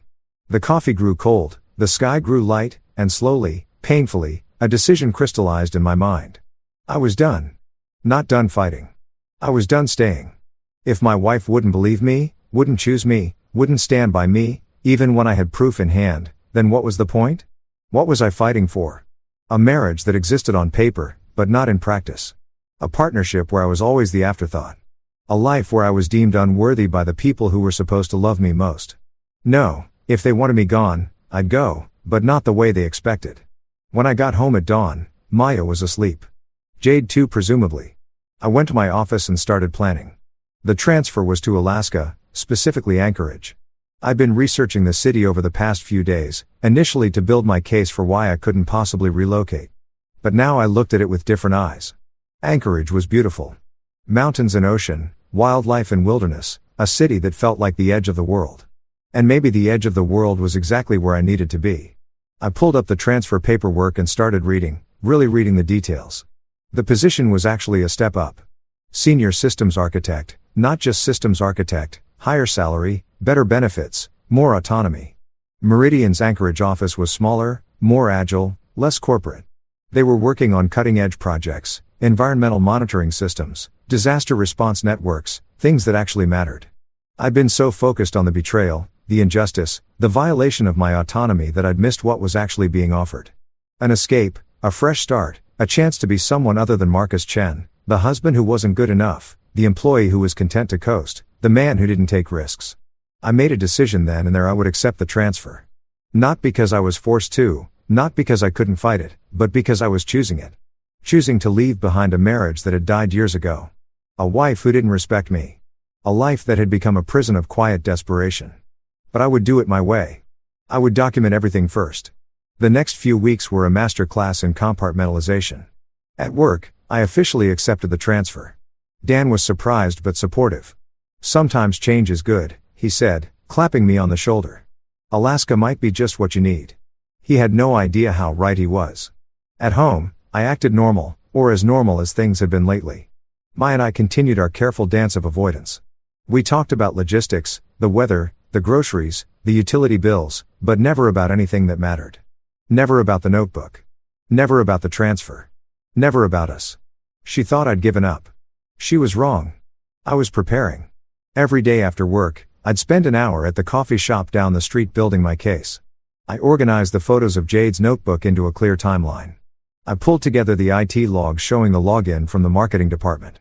I documented every suspicious comment Jade had made, every smirk, every loaded remark about Alaska. I also started documenting our marriage, not in a vindictive way. I wasn't planning to use it against Maya in a divorce, but I needed to see it clearly to understand how we'd gotten here. I wrote about the nights she worked late while I ate dinner alone. The weekends she spent on her laptop while I suggested activities we used to enjoy. The conversations that had become monologues. The intimacy that had become obligation. The way she looked at me sometimes, not with hatred or even dislike, but with something worse, indifference. Reading it back, the pattern was undeniable. We'd stopped being partners years ago. We were roommates, convenient cohabitants, two people who shared a mortgage and a bed, but nothing else. And somewhere along the way, I'd stopped fighting for more. Maybe Jade was right about that part. Maybe I had become content. Boring, risk-averse. But I was about to change that. The night before my departure, I finally confronted them both. We were having dinner, a rare occurrence. Maya had cooked, or rather ordered, from our usual takeout place. Jade was chattering about something at work, some project she was spearheading, and Maya was nodding along with proud sister energy. I waited for a lull in the conversation. I need to say something, I announced. They both looked at me. Tomorrow I leave for Alaska. We know, Maya said carefully. We already discussed this. We didn't discuss anything. You dismissed my concerns, called me paranoid, and suggested I might be forging evidence to frame your sister. That's not a discussion. The temperature in the room dropped. Jade stopped eating, her fork suspended midway to her mouth. Marcus, Maya started. Let me finish. My voice was calm, steady, the voice of a man who'd made peace with his decisions. I have evidence that Jade submitted the transfer request. Written proof in her own handwriting. I ate logs showing the login came from the marketing department. A clear motive. And you didn't believe me. Worse, you accused me of framing her. I didn't accuse you of you implied I could have written the notebook myself. That's an accusation. Maya. She was quiet. I turned to Jade. You know what you did? I know what you did. And Maya knows, too, whether she wants to admit it or not. Jade's smirk was gone. For the first time since I'd known her, she looked uncertain. I don't know what you're talking about, she said, but her voice wavered. You called it Operation Marcus Removal. You wrote that you were doing Maya a favor by getting rid of me. You wrote that I was holding her back, that I didn't deserve her, that she'd thank you eventually. I recited it from memory. Ring any bells? Jade's face went white. Maya stood up. That's enough, Marcus. No, it's not. Because here's what's going to happen tomorrow. I'm getting on a plane to Alaska. I'm accepting the transfer not because I was forced to, but because I choose to. I choose to leave a marriage where my wife takes her sisters while my over her husband's. Where my word means nothing. Where I'm deemed unworthy by the people who are supposed to love me. You're being dramatic, Maya said. But there was fear in her eyes now. Am I? When's the last time you chose me, Maya? When's the last time you put our marriage first? When's the last time you even looked at me with something other than disappointment? She didn't answer. Exactly. I stood up. I've already started the divorce proceedings. You'll get the papers next week. I'm not asking for much, just a clean split of our assets. You keep the house. You keep your sister. You keep your career. And I'll keep my self-respect. Marcus, wait. But I was done waiting. One more thing, I said, turning to Jade. I've submitted your notebook and all the evidence to HR and to legal and to Maya's boss. Not as revenge, as documentation, because actions have consequences, Jade. And you don't get to sabotage someone's life and walk away without accountability. Jade's face crumpled. It was just supposed to be a prank. A prank? My laugh was hollow. You planned it for weeks. You stole my credentials. You submitted official documents under my name. That's not a prank. That's identity theft. That's corporate fraud. That's sabotage. Maya, tell him. Tell him what? Maya's voice was sharp now, her mask finally cracking. That you were just playing around. That you didn't mean it. She turned on her sister and I saw something I'd never seen before. Genuine anger. Directed at Jade. I saw the notebook, Jade. Marcus showed me the photos. You said you didn't believe them. I said he couldn't prove who wrote them. But I know your handwriting. I've known it since you learned to write. I recognized it immediately. The silence that followed was thunderous. You knew? I asked quietly. This whole time you knew. Maya's face collapsed. I hoped I was wrong. I wanted to be wrong. But you weren't. No. And you still chose her? She didn't answer, which was the answer enough. I nodded slowly. Goodbye, Maya. I hope you and your sister are very happy together. I walked out of the dining room, up the stairs, and into the bedroom we'd shared for 8 years. I finished packing my bags, and then I lay down on the bed for the last time, staring at the ceiling, waiting for dawn. Neither of them came to check on me. The airport was quiet at 6 a.m. I'd requested the earliest flight, not because I was eager to arrive in Alaska, but because I wanted to leave Seattle while the city was still sleeping. A coward's departure, maybe. Or maybe just a man who'd said everything he needed to say and had nothing left to prove. Maya had tried to talk to me that morning. I'd heard her footsteps outside the bedroom door, hesitant, uncertain.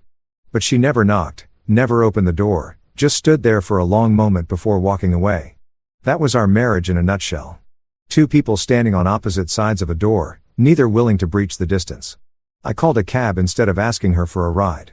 Loaded my bags, took one last look at the house, the garden I'd planted, the fence I'd repaired, the porch where we talked about having kids someday, and closed the door.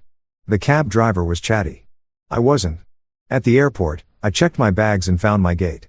I had 2 hours until boarding, so I bought a coffee and found a seat by the window. That's when my phone started blowing up. First, a text from Maya. "Please call me. We need to talk." Then another, "I'm so sorry. I should have believed you. I should have stood by you. Then please don't do this. Don't throw away 8 years." I read each one feeling nothing. Or maybe feeling too much to identify any single emotion. Then a text from Jade. "I'm sorry. I didn't mean for it to go this far. It was supposed to be a joke. Please don't ruin my career over this." I laughed at that one. A real laugh, dark and bitter. She was worried about her career, her MBA, her internship, not about the marriage she'd destroyed, the trust she'd violated, the life she'd disrupted. Of course, I didn't respond to any of them. Then my phone rang. Maya's number. I let it go to voicemail. She called again. Voicemail? Then a text. "Please, Marcus, just answer. Just let me explain." I typed back, "What is there to explain? You knew what she did and you still defended her.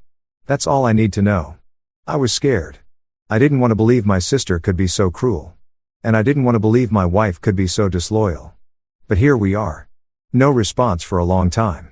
Then what can I do to fix this? I thought about that. Really thought about it. Nothing. I finally typed. "Some things can't be fixed. Some trust once broken can't be rebuilt. You chose her, Maya. In the moment when it mattered most, you chose her over me. And now I'm choosing myself. Marcus, please have a good life. Maya." I turned off my phone and put it in my bag. Boarding began 20 minutes later. The flight was long. Seattle to Anchorage is about 3.5 hours, but it felt like a lifetime. I had a window seat and spent most of the journey staring at the clouds below, trying to imagine what my life would look like in this new city. No wife, no sister-in-law, no house with memories in every corner, just me and my work in the vast Alaskan wilderness. The woman next to me was reading a romance novel. The couple on the cover looked impossibly happy, frozen in a moment of perfect connection. I wondered if Maya and I had ever looked like that. If anyone had ever seen us together and thought, "That's what love looks like." Probably not.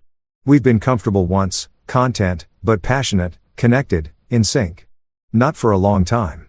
Maybe Jade, in her twisted way, had done me a favor. Ripped off the band-aid of a dying marriage rather than letting it fester for another decade. Or maybe I was just telling myself that to feel better about the wreckage of my life. The plane began its descent. Outside the window, I saw mountains, massive, snow-capped, ancient. They made Seattle's mountains look like hills and beyond them the ocean. Gray and endless, the edge of the world. "First time in Alaska?" the woman asked. "Yes, business or pleasure?" I thought about that. "Fresh start?" She smiled knowingly. "Alaska's good for those. Something about all that space makes your problems feel smaller." "I hope so." The plane touched down smoothly. When the seat belt sign turned off, everyone stood and crowded the aisle. I stayed seated, letting them pass. What was the rush? No one was waiting for me. Eventually, I gathered my things and walked off the plane into the jet bridge. The air was different immediately, colder, crisper, tinged with something that might have been pine or might have been freedom. I took a deep breath and started walking toward my new life. Meridian's Anchorage office was nothing like Seattle. For one thing, it was smaller, maybe 50 employees compared to Seattle's 500. The building itself was modern, but understated, glass and wood rather than steel and chrome. On my first day, I was greeted by Tom White, the regional manager who'd approved my transfer. He was in his 50s, weathered in a way that suggested years spent outdoors with a firm handshake and a warm smile. Marcus, we've been looking forward to having you. Your reputation precedes you. Hopefully a good reputation. He laughed. The best. Your systems architecture work on the Pacific Northwest grid was brilliant. We've been needing someone with that kind of expertise for our climate monitoring project. Climate monitoring. I'd read about it in the job description. A system to track environmental changes across Alaska's vast wilderness in real time. I'm excited about it, I said and meant it. Tom showed me around, introduced me to the team, a diverse group of engineers, scientists, and environmental specialists who seemed genuinely passionate about their work. No one asked why I transferred. No one made jokes about Seattle politics or corporate games. They were just happy to have someone with my skills. For the first time in weeks, I felt like I could breathe. My apartment was a one-bedroom downtown with a view of the mountains. It was sparse, just a bed, a couch, a desk, but it was mine. That first night, I unpacked my bags and sat by the window, watching the sunset paint the sky in shades of pink and gold that I'd never seen in Seattle. My phone was still off. I wasn't ready to face whatever messages were waiting. Instead, I poured myself a drink and made a toast to no one. To fresh starts, I said aloud. The mountains didn't respond, but they didn't judge me either. The divorce papers were officially served to Maya 3 days after I arrived. I know this because that's when the deluge began. When I finally turned my phone back on, there were 47 missed calls from Maya, 23 from Jade, quote, from numbers I didn't recognize, probably lawyers or mediators or concerned family members. The texts were overwhelming. I scrolled through them with numb piano fingers. From Maya, please reconsider.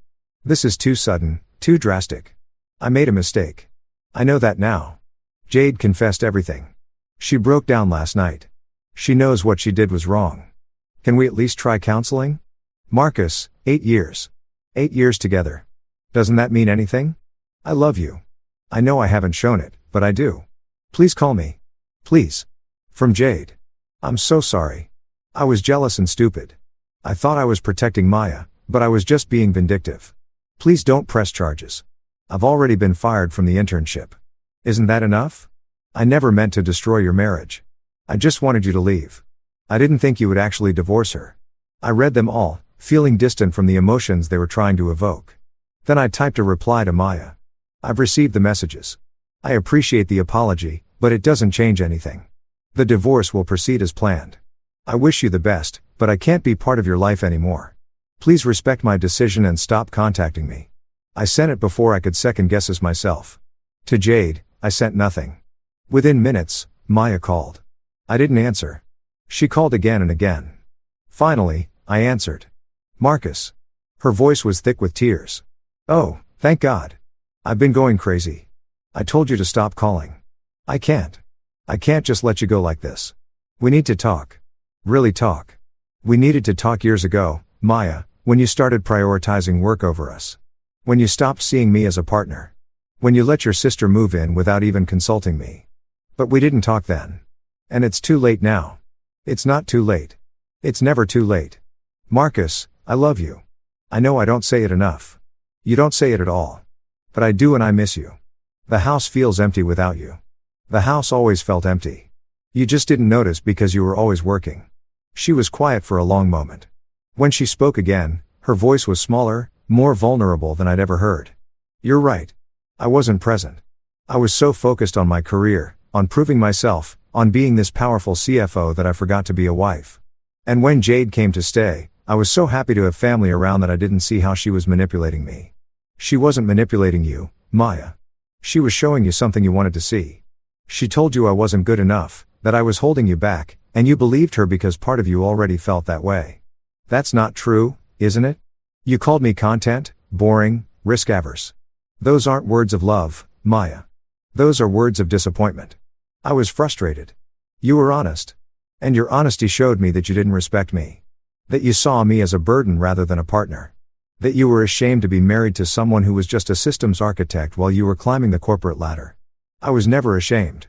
Then why did you always introduce me as my husband Marcus and quickly change the subject? Why did you never talk about my work at your parties? Why did you seem embarrassed when I didn't know the latest industry gossip or didn't care about politics? She was crying now. I could hear it. I'm sorry. I'm so sorry. I believe you're sorry, but sorry doesn't undo years of feeling invisible in my own marriage. Sorry doesn't rebuild trust that was shattered when you took your sister's side. Sorry doesn't make me want to come back to a life where I felt like an afterthought. What can I do? Tell me what to do and I'll do it. You can sign the divorce papers. You can let me go. You can build the life you actually want instead of dragging me along as an accessory. You're not an accessory. Goodbye, Maya. I hung up. My hands were shaking. I poured another drink and watched the sunset over the mountains. The next few weeks were a strange blend of grief and liberation. On one hand, I was mourning 8 years of marriage, a home, a life, dreams of children and growing old together, and all the things that couples talk about in the dark. On the other hand, I was breathing for the first time in years. At work, I threw myself into the climate monitoring project. It was challenging, rewarding, meaningful. For the first time in my career, I felt like I was making a difference. Tom noticed. You've got fire in you, Marcus. It's good to see. I didn't tell him about the divorce, about the scandal, about any of it. Here, I was just Marcus Chen, the brilliant systems architect from Seattle who chosen Alaska. Chosen. That word mattered more than anyone knew. I started exploring Anchorage on weekends, hiked trails I'd never heard of, visited glaciers that predated humanity, stood on shores where the ocean met mountains in dramatic collision. The beauty was overwhelming and healing. One evening, I was at a coffee shop downtown working on some code when a woman at the next table struck up conversation. You're not from here, she observed. What gave it away? The way you keep looking out the window like you've never seen snow before. I laughed. I'm from Seattle. We have snow. Not like this. Her name was Sarah. She was a wildlife photographer born and raised in Alaska.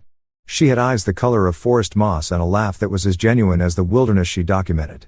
We talked for an hour about Alaska, about her work, about what brought me here. Fresh start, I said again. I get that. Alaska attracts a lot of fresh starts. Does it deliver? She smiled. That depends on what you're starting fresh from.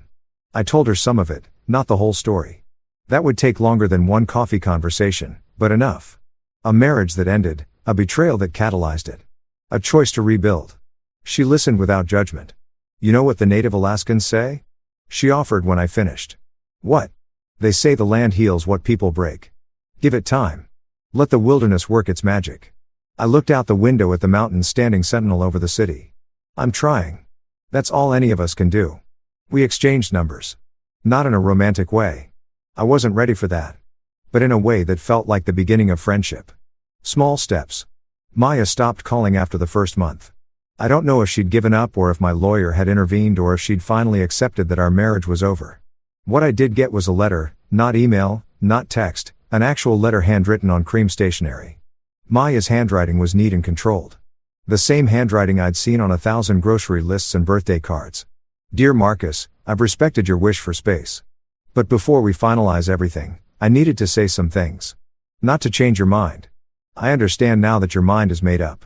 But because you deserve to hear them, you were right about everything. I didn't see you. I didn't value you. I was so caught up in my own ambition, my own world, that I forgot the person who'd been by my side through all of it. When Jade started saying those things about you, that you weren't ambitious enough, that you were content to coast, that you didn't match my drive, I listened, not because I believed them, but because they gave voice to frustrations I'd felt but was ashamed to acknowledge. I was frustrated, not with you really, but with myself. I'd sacrificed so much for my career, weekends, holidays, evenings, our relationship. And I needed to believe it was worth it. And somewhere along the way, I started seeing your contentment as the opposite of my ambition instead of what it really was, balance. You weren't holding me back. You were trying to pull me back. To remind me that there was more to life than quarterly reports and board meetings. But I didn't want to hear it. Jade saw that. She exploited it and I let her. When you showed me her notebook, I knew immediately it was her writing. I knew what she'd done.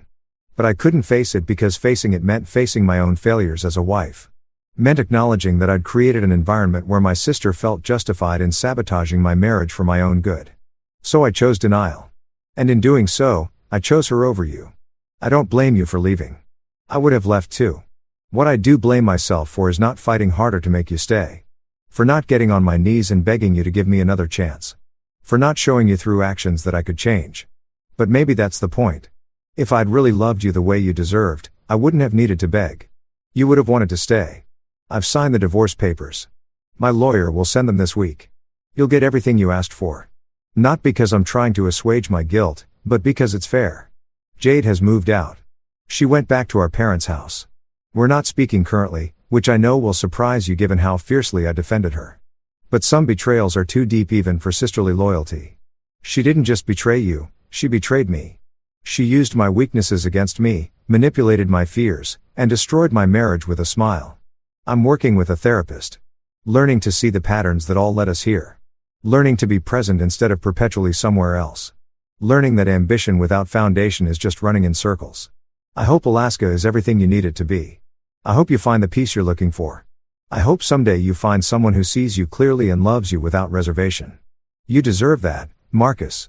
You always did. I'm sorry I couldn't be that person. With love and regret, Maya. I read the letter 3 times. Then I folded it carefully and placed it in the drawer where I kept important things. I didn't cry. I'd done enough of that. But I did pour myself a drink and sit by the window and let myself really feel the weight of what had ended. 8 years. Not all bad, not all wasted, just over. And maybe that was okay. 3 months into my Alaska life, I got an email from HR that changed everything. Read investigation results transfer request incident. Dear Mr. Chen, following our comprehensive investigation into the unauthorized transfer request submitted under your credentials, we have concluded our findings. The investigation confirmed that the request was submitted without your authorization from a terminal in the marketing department. While the IT logs and additional evidence provided strongly suggest the involvement of a specific individual, corporate policy and legal considerations prevent us from disclosing their identity directly. However, you should be aware that the individual in question is no longer employed by Meridian Technologies effective 60 days ago. Additionally, based on the evidence, including the documentation you submitted, our legal team has recommended that you have grounds for civil action should you choose to pursue it. Furthermore, given the circumstances of your transfer and the confirmation that it was not voluntarily initiated, you are entitled to the following retention bonus of $50,000 for your agreement to remain in the Anchorage position. Full relocation reimbursement, which you had declined. Accelerated promotion consideration. Public apology from the company. Please let us know how you would like to proceed. Best regards, Corporate Human Resources. I sat at my desk reading the email multiple times. Jade had been fired. Not just let go, fired, which meant her termination would follow her. Her MBA would be shadowed by a dismissal for fraud and corporate misconduct. Part of me felt vindicated. She'd deserved consequences and she'd gotten them. But another part of me felt empty. This wasn't what justice felt like. Not really. I forwarded the email to my lawyer and asked him to draft a response declining civil action. Yes, I had grounds. Yes, I could probably win a lawsuit. But what would that accomplish? Jade was already suffering consequences. Maya was already dealing with the fallout. Dragging them through court wouldn't heal anything. It would just keep the wound open. The money was another matter. $50,000 was significant, and I deserved it, not as compensation for pain, but as acknowledgement that I'd been wronged and had handled it professionally. I accepted the retention bonus, and I declined the public apology. The last thing I wanted was attention drawn to my situation. I'd come to Alaska to start fresh, not to carry Seattle's drama with me. The months that followed were transformative. At work, I was thriving. The climate monitoring system was taking shape, and I was leading the architecture team with a passion I didn't know I had. Tom promoted me to senior systems architect officially this time, not just as a title bump. And I found myself actually excited about going to work each day. Socially, I was building something, too. Sarah and I had become close friends. Not romantic. I wasn't ready for that, and she sensed it without me having to explain. But she introduced me to her circle, other transplants, nature lovers, people who'd come to Alaska seeking something they couldn't find elsewhere. We hiked together, kayaked, spent evenings around campfires, swapping stories. It was the kind of community I'd never had in Seattle, where socializing meant cocktail parties and networking events. Here, people were real. I started seeing a therapist, too. DLC, no relation, despite the name, was a calm, insightful man who helped me process everything. You're not just divorcing your wife, he said during one session. You're divorcing your old self. The version of Marcus who accepted being overlooked, who didn't advocate for his own needs, who believed he wasn't worthy of more. Is that a bad thing? I asked. Not at all. It's growth. Painful, but necessary growth. Growth. Yes, that's what this was. 6 months after my arrival, the divorce was finalized. My lawyer called to tell me everything had been settled amicably. Maya had signed everything, contested nothing, given me exactly what I'd asked for. She's making this easy for you, he observed. She's trying to make up for making everything else so hard. Whatever the reason, you're officially single, Mr. Chen. Sling? The word felt strange. Heavy and light at the same time. And that night, I went to my favorite spot, a lookout point above Anchorage, where you could see the entire city laid out against the mountains. The sun was setting, painting everything in golden rose. I thought about Maya, about what we'd had, what we'd lost. I thought about Jade, her cruelty, her misguided sisterly loyalty, her consequences. I thought about myself, the man I'd been, the man I was becoming. And I felt something I hadn't felt in years. Peace. Not happiness exactly, not yet. But peace, a settling of the soul, a quieting of the restless ache that had plagued me for so long. I pulled out my phone and did something impulsive. I texted Maya. The divorce is finalized. I wanted to say thank you for not making it difficult. And I wanted to say that I forgive you, not for your sake, but for mine. Carrying anger is exhausting, and I'm tired of being tired. I hope you find what you're looking for. Truly, I sent it before I could overthink. Her response came quickly. Thank you, Marcus. That means more than you know. I hope you find what you're looking for, too. And I hope someday maybe we can be friends. But I'll respect whatever you need. Friends, maybe someday, years from now. Or maybe not. Either way was okay. 9 months into Alaska, I had an unexpected visitor. I was at work when Tom stopped by my desk. Marcus, there's someone in the lobby asking for you. Says she's your sister-in-law. My blood ran cold. Tell her I'm not available. Tom looked confused but nodded. An hour later, my phone buzzed. A number I didn't recognize. Marcus, it's Jade. I know you don't want to see me, and I don't blame you, but I flew all the way here because I needed to apologize in person. Please, just 10 minutes. I'll say what I need to say and leave. You'll never hear from me again. I promise. I stared at the message.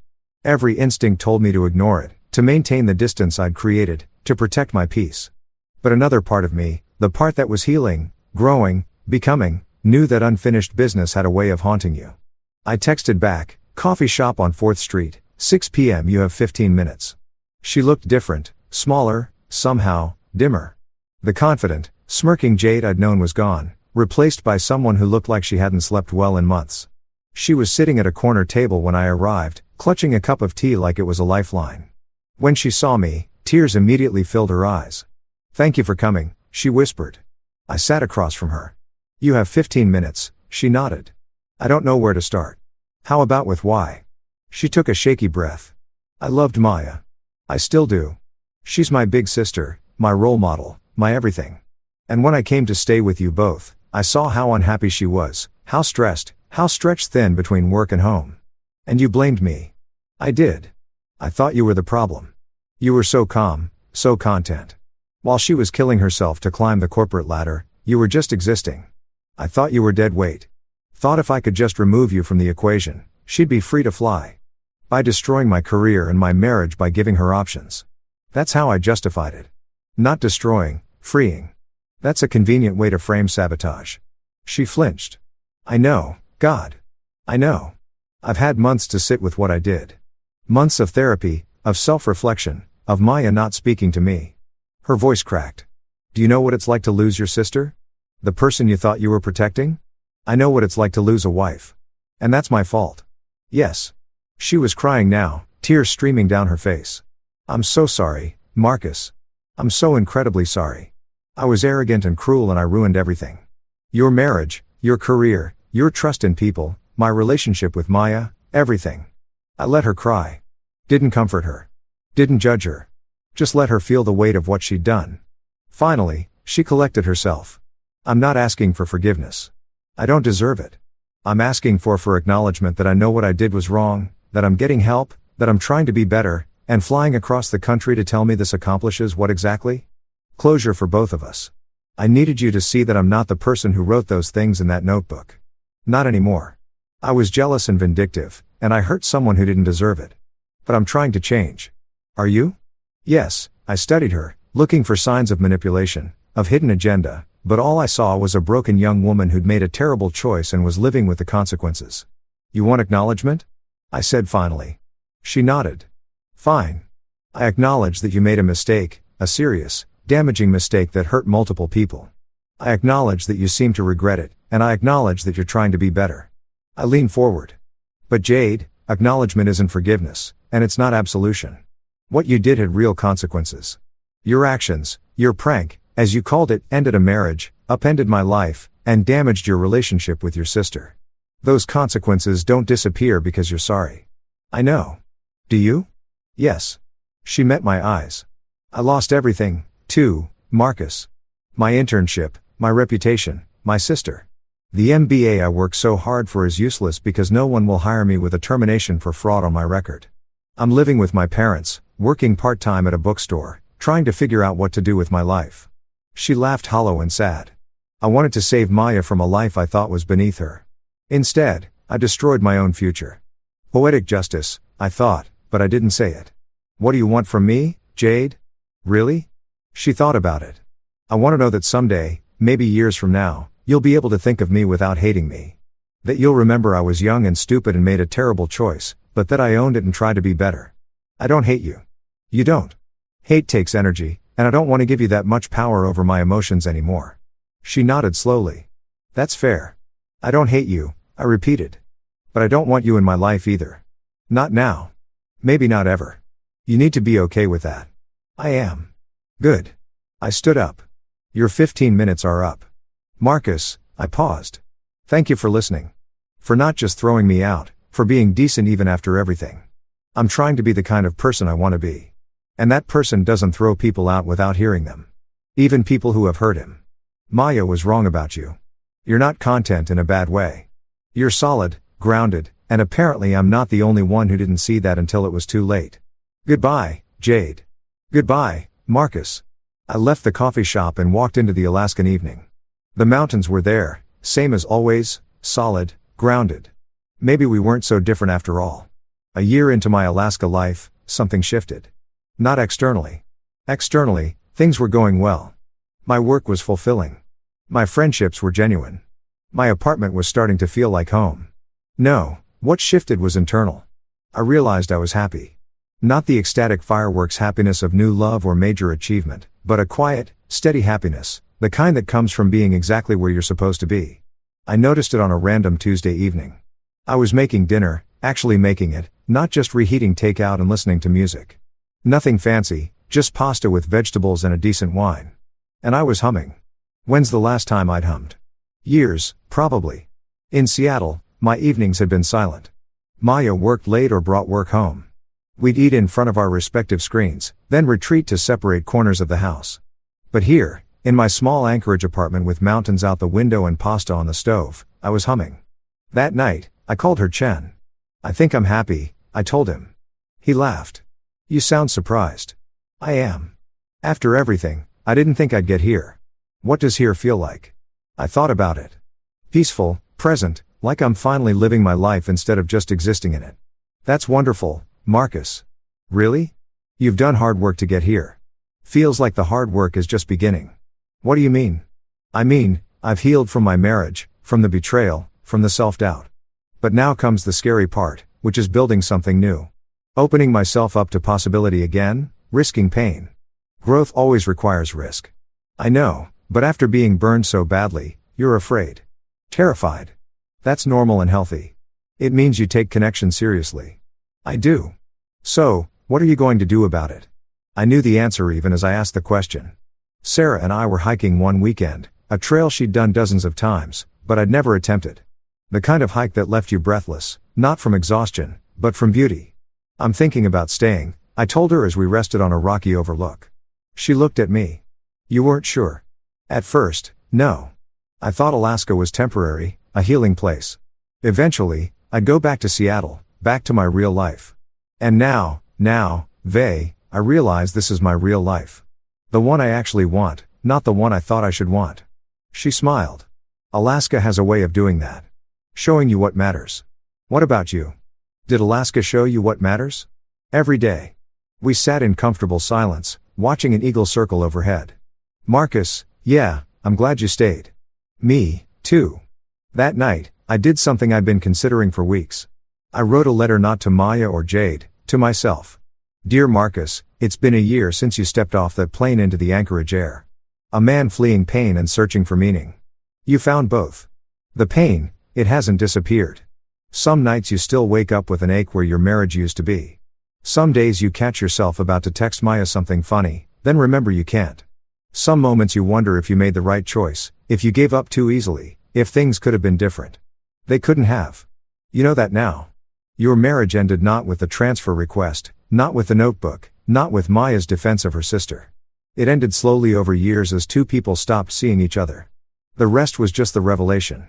The moment the lights came on and you saw clearly what had been happening in the dark and the meaning you found it in unexpected places, in work that matters, in friendships built on authenticity, in evenings spent hiking mountains instead of climbing corporate ladders, in the simple pleasure of being present in your own life. You're different now, not content. That word has been weaponized, used to diminish you. You're grounded, at peace, whole in a way you weren't before. And you're ready. Ready to open your heart again. Ready to risk connection. Ready to build something new without the blueprints of your old life. The mountains taught you that. They stand tall not because they're invulnerable, but because they've weathered everything that came at them. Storms, earthquakes, erosion, and remained rooted in who they are. You're rooted now, too. Be proud of that. With respect and hope, Marcus, I folded the letter and placed it in my important drawer next to Maya's. Then I poured myself a drink, stood by my window, and watched the sunset over my mountains. 2 weeks later, something happened that I hadn't anticipated. I got an email from Maya. Not a text, not a call, an email. The formality of it was striking. This was the woman I'd shared a bed with for 8 years. And now we communicated through carefully composed emails. Subject: Congratulations, dear Marcus. I hope this email finds you well. I've been hesitant to reach out respecting the boundaries you've established, but I saw something today that I thought you should know about. Your climate monitoring system made the news. There was a feature in the Seattle Times about innovative environmental technology, and your project was prominently featured. They interviewed your regional manager, Tom, who couldn't stop praising your work, called it groundbreaking and essential. I was proud of you, am proud of you. Not in a proprietary way. I've lost the right to claim any ownership of your successes, but in a genuine, from a distance way. You've built something meaningful there, something that matters, and you did it on your own terms, in your own time, in your own way. I realized something reading that article. You weren't content. You were waiting. Waiting for something worthy of your passion, and you found it. I'm sorry I never saw that in you. Sorry I interpreted your steadiness as stagnation. Your calm as complacency, your patience as lack of ambition. You were always remarkable, Marcus. I just had my eyes closed, wishing you continued success and happiness. I read it 3 times. Then I did something I hadn't done in over a year. I called her. She picked up on the second ring. Marcus? Her voice was thick with surprise. I got your email. I wasn't expecting you to call. Neither was I. A long pause. Not awkward exactly. Just waited with all the unsaid things between us. How are you? She finally asked. Good. Really good, actually. I can hear it in your voice. You sound different. I am different. Good. Different. Yes, I think so. Another pause. Marcus, I meant what I said in the email. I'm proud of you. What you've built there. It's not about what I've built, Maya. I mean, it's about who I've become. Who have you become? I thought about it. Someone who knows his worth. Who doesn't need external validation. Who measures success by fulfillment, not achievement. That's beautiful. It's taken a lot of work. I know. I've been doing my own work, too. Yeah. Lots of therapy, soul-arching, figuring out who I am when I'm not chasing the next promotion or drowning in work. And who are you? She laughed, a sad sound. Still figuring that out. But I know who I'm not. I'm not the woman who sacrifices her marriage for her career. Not anymore. That's growth. It's painful growth. The only kind that matters. We talked for another hour about everything and nothing. About her work, she'd stepped back, taken a less demanding role.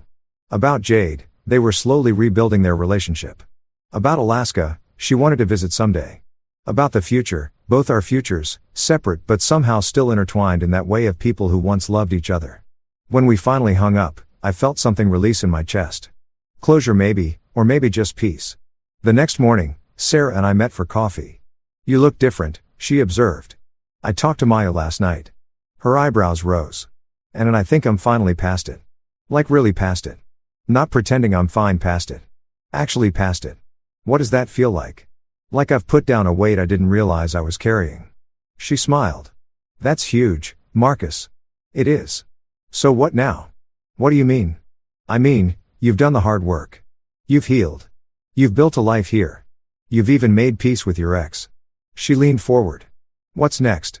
I looked at her. Really looked at her.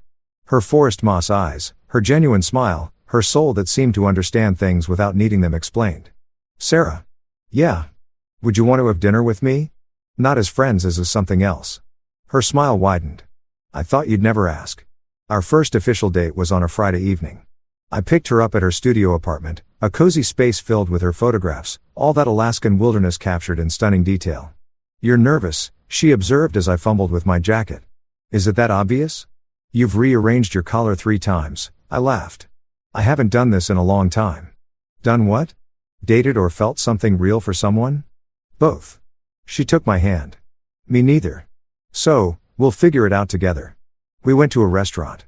I discovered quiet, intimate, with a view of the mountains that never got old. Over dinner, we talked. Not about my past, not about her past, but about now. About what we wanted, what we feared, what we hoped for. I want to build something real, I told her.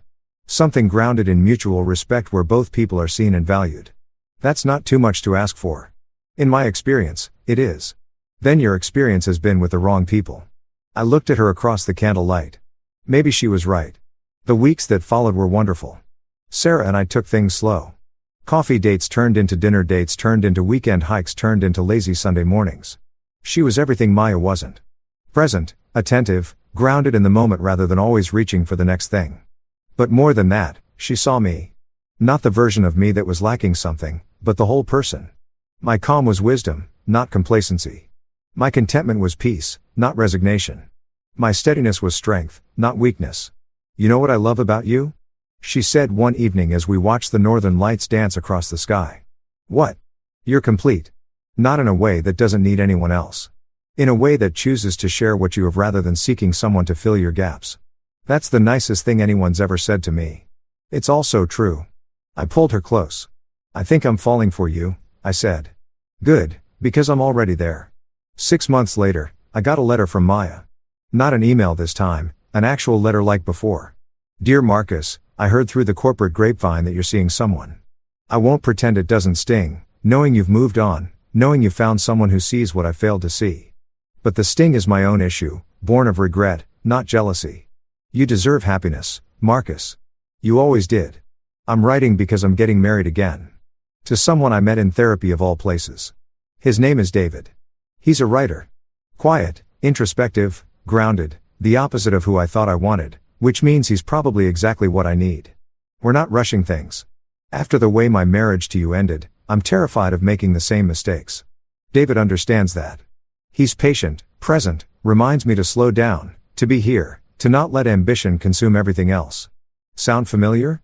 I learned that lesson too late to save us. But maybe not too late to build something healthy with someone else. I wanted you to know, not for permission or blessing, but because you're still someone whose opinion matters to me, even from a distance, even as a memory. I hope you're happy in Alaska. I hope your work continues to thrive. I hope your relationship brings you the joy and partnership you deserve. And I hope someday we can be friends. Real friends. The kind who can wish each other well without residual pain. I'm getting there. With warmth and gratitude, Maya. I read the letter to Sarah that evening. How does it make you feel? She asked. Peaceful. Genuinely happy for her. No jealousy. No regret. None. We weren't right for each other. We both know that now.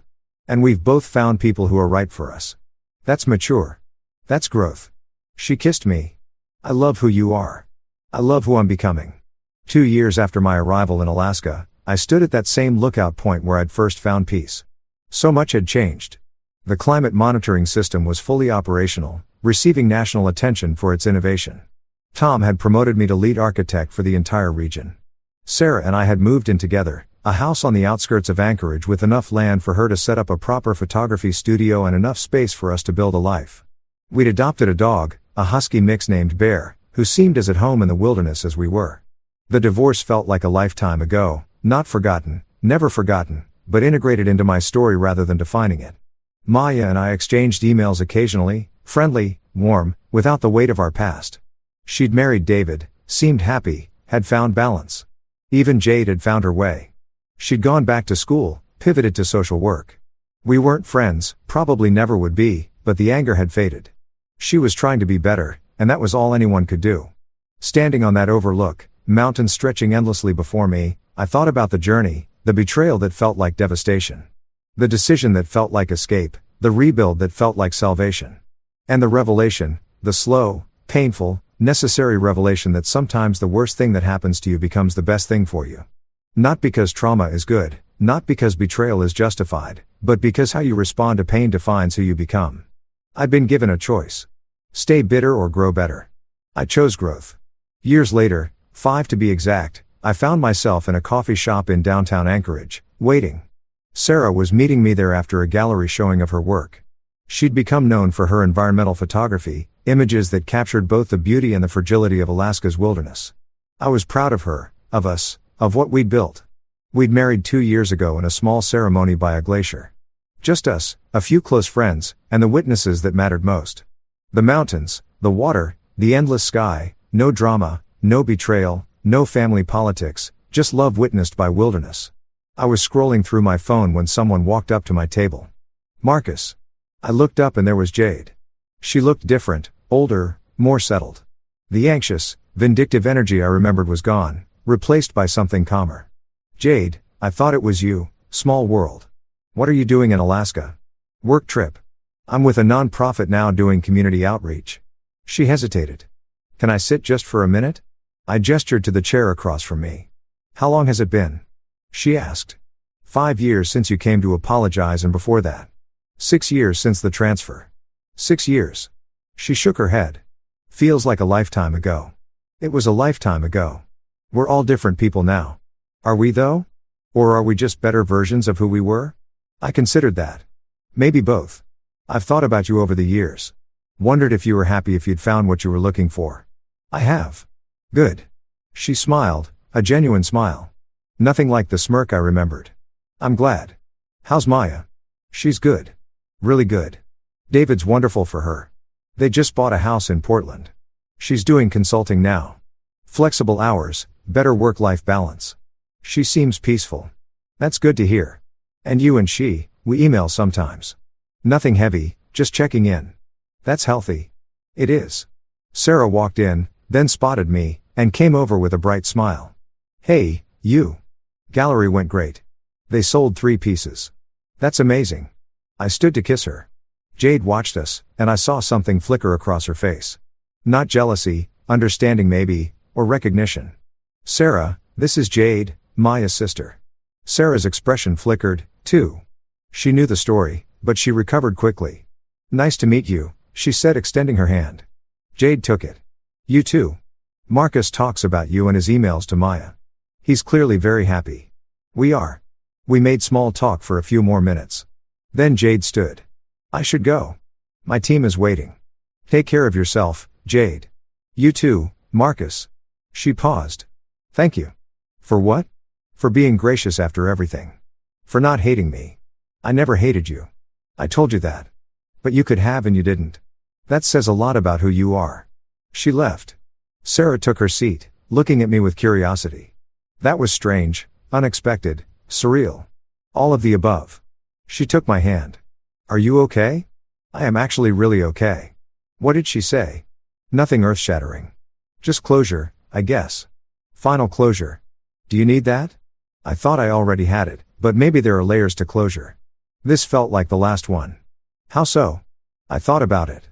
I could look at her without anger, without hurt, without any of the old wounds aching. She's just a person who made mistakes and is trying to be better. That's very zen of you. 5 years of therapy will do that, she laughed. Fair point. We ordered dinner and talked about her gallery showing, about the pieces that sold, about the plans for her next series. Normal things, good things. And as we talked, I felt the final weight lift. Not just closure on Jade, not just closure on the transfer or the divorce or the betrayal.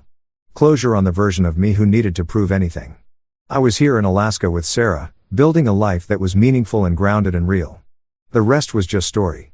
That night, after Sarah fell asleep, I went to my writing desk. I pulled out the letter I'd written myself years ago. Read it over. Then I wrote a new one. Dear Marcus, it's been 6 years since you left Seattle on that plane. 6 years since you chose yourself. 6 years since the worst thing became the best thing. Look at you now, married to someone who sees you, working on projects that matter. Living in a place that feels like home.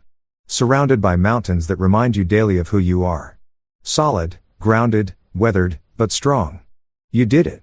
Not the revenge you might have wanted in those early days.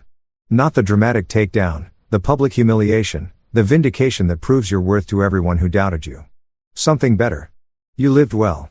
You built peace. You chose growth over bitterness. And in doing so, you became someone you're proud to be. The betrayal that brought you here, it wasn't fair, wasn't just, wasn't deserved. But your response to it, that was all you. You took pain and made it purpose. You took betrayal and made it beginning. You took the worst hand you'd been dealt and played it into a winning game. Not a win against anyone, a win for yourself. And that, Marcus, is the quiet revenge, the elegant justice, the truth that serves as its own vindication. You're living proof that happiness is the best revenge. Not because it punishes your betrayers. It doesn't, but because it proves that they didn't break you. You stand here today whole and healed and hopeful. Not despite what happened, but because of how you chose to respond. That's power. That's justice. That's grace. Be proud, Marcus. You've earned it. With love and respect, your past swam, your present self, and your future self, all one and the same. I folded the letter, set it aside, and went to bed next to my wife. In our house, in our Alaska, in our life, the mountains stood watch outside our window. The snow fell softly, covering everything in silence. And somewhere far away, the life I'd left behind continued without me. Not destroyed, not avenged, just distant. And that was enough. More than enough. It was everything. 10 years, a full decade since I'd boarded that plane in Seattle. I was standing on the same lookout point where so much of my healing had happened. But this time, I wasn't alone. Sarah was beside me, her camera around her neck as always. And in my arms, bundled against the morning chill, was our daughter. We'd named her Aurora for the Northern Lights. We'd watched on our first date for the constant wonder of our Alaska life. She was too, all curious eyes and grabbing hands and questions about everything. Mountains, she said, pointing. That's right, sweetheart. Mountains. Big. Very big. Mama, take picture. Sarah laughed. Mama always takes pictures. We stood there, the three of us, watching the sunrise paint the sky gold, rose, purple, infinite. I thought about all the sunrises I'd watched in this place. The first one full of grief and confusion. The ones that followed, marking my slow climb toward peace. And now this one marking something else entirely. Completion. Not the end of my story. Life was too vast for endings, but the completion of a chapter. The one that started with betrayal and ended with grace. Daddy happy? Aurora asked, tugging on my jacket. I looked down at her. This perfect little human who existed because I'd had the courage to leave a life that wasn't serving me. Daddy's very happy, sweetheart. Good, she turned back to the mountains, satisfied. Sarah slipped her hand into mine. Worth it? She asked. She was asking about more than this morning. About the journey, the pain, the growth, the years of work it took to get here. Every single moment, I said. Even the hard ones, especially those. She squeezed my hand. Aurora pointed at something in the distance. Bird. Big bird. An eagle soaring on the thermals, completely at home in the sky. Can I fly, Daddy? You can do anything, sweetheart. And I meant it because I was living proof. That afternoon, while Aurora napped and Sarah edited photos, I sat down at my desk for the last time. I opened my laptop and started writing. Not another letter to myself. This time I was writing to anyone who'd listened, to anyone who'd been betrayed, to anyone who felt trapped in a life that didn't fit. To anyone who wondered if it was too late to start over. I wrote about the transfer, about the notebook, about the choice I made to leave instead of stay and fight a battle I couldn't win. I wrote about the divorce, the anger, the grief, the long process of healing. I wrote about Alaska, the mountains that taught me strength, the wilderness that taught me patience, the people who taught me that connection matters more than achievement. I wrote about Sarah, about love that sees clearly, about partnership that elevates rather than diminishes.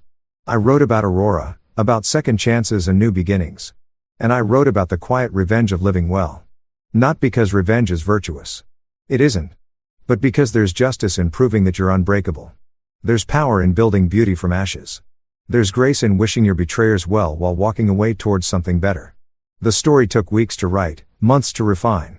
When it was done, I sent it to a few close friends, then to a writing group Sarah had introduced me to, then finally to a publisher. They called it powerful, resonant, important. I called it truth. The book was published the following year. It was modest success. Nothing that would make me rich or famous. But it found its audience. People who'd been betrayed, people starting over, people looking for proof that it was possible to emerge from darkness into light. The emails I received were overwhelming. Your story gave me the courage to leave my toxic marriage. I've been holding on to anger for years. You showed me there's another way. Thank you for proving that healing is possible. Each one meant more than any professional accolade ever had. Maya reached out after reading it. I hope this doesn't overstep, but I read your book. I cried through most of it, not from hurt, but from recognition. You told our story with such grace, such fairness. You didn't vilify me or Jade. You just told the truth. And the truth, as painful as it is freeing. Thank you for that. Thank you for being better than I deserved. Even Jade sent a message. I'm in a 12-step program for codependency. Your book has required a reading for step 9, making amends. It's helped me understand the impact of my actions in ways my therapist couldn't. I'm grateful you wrote it, and I'm grateful you chose healing over hate. But the message that meant the most came from a stranger, a woman named Lisa somewhere in Ohio. Dear Marcus, I was where you were 5 years ago, betrayed by people I trusted, devastated, stuck in a life that felt like prison. I'd given up hope of ever being happy again. Then I read your story and something shifted. I realized that my betrayers had taken enough from me. They didn't get to take my future, too. I'm writing to tell you that I left, moved across the country, started over. It's been hard and scary and lonely sometimes, but it's also been real and true and mine. I wanted to thank you, not for showing me that happiness is easy. It's not, but for showing me that it's possible. That's all I needed to know. Thank you for your courage. It gave me mine. I read Lisa's email to Sarah that night. She cried. You did that, she said. You helped her. By being brave enough to tell your story, you helped someone find their own courage. I just told the truth. Truth is powerful. I'm learning that. These days, life is beautifully ordinary. I work for Meridian still remotely now since CO changed everything. The climate monitoring system has expanded to 4 states and I oversee it all from my home office with mountain views. Sarah's photography has gained international recognition. She's been featured in National Geographic, documenting Alaska's changing ecosystems with her artist eye and scientist heart. Aurora is 5 now, full of wonder and questions and that particular joy that children have before the world teaches them to be cynical. We have another child on the way, a boy we've learned. We're naming him Kai after the sea that borders our wild home. My relationship with Maya has settled into something I never expected. Genuine friendship. We talk monthly, share holidays distantly, wish each other well sincerely. David is good for her, she's good for him. They're happy in ways we never were. Jade has become a social worker specializing in family mediation. Ironic perhaps, or maybe exactly right. Who better to help families navigate betrayal than someone who's caused it and learned from it? We're not friends, but we're not enemies either. We're just people who were part of a story that shaped us all. Last week, Aurora asked me about the mountains. Why do you love them so much, Daddy? I thought about my answer. Because they're strong, I said finally. They've been through everything. Storms, earthquakes, fires, and they're still here, still standing, still beautiful like you. Children see so clearly sometimes. Yeah, sweetheart. Like me. I want to be like the mountains, too. You already are. She smiled, my smile, Sarah tells me, and went back to her coloring. I watched her for a long moment. This child who exists because I chose to heal instead of hate. This life that exists because I chose to grow instead of stagnate. This future that exists because I chose myself instead of settling. 10 years ago, I boarded a plane believing I was running away. Turns out I was running toward peace, toward purpose, toward home. The betrayal that brought me here, it wasn't fair, but it was a beginning. And this life, this good and grounded and grateful life, this is the ending I wrote for myself. Not with revenge, not with anger, not with proving anything to anyone, just with truth, just with growth, just with grace. The mountains outside my window catch the evening light, turning golden rug, ancient and eternal. I pour myself a drink, raise it to the wilderness that saved me, and smile because they wanted me gone. And I went, and I found everything I'd been missing. That's not tragedy. That's not revenge. That's just life. That's it for today. I hope you enjoyed the stories. Let me know what you thought in the comments below. Don't forget to like and subscribe for more, and I'll see you in the next one.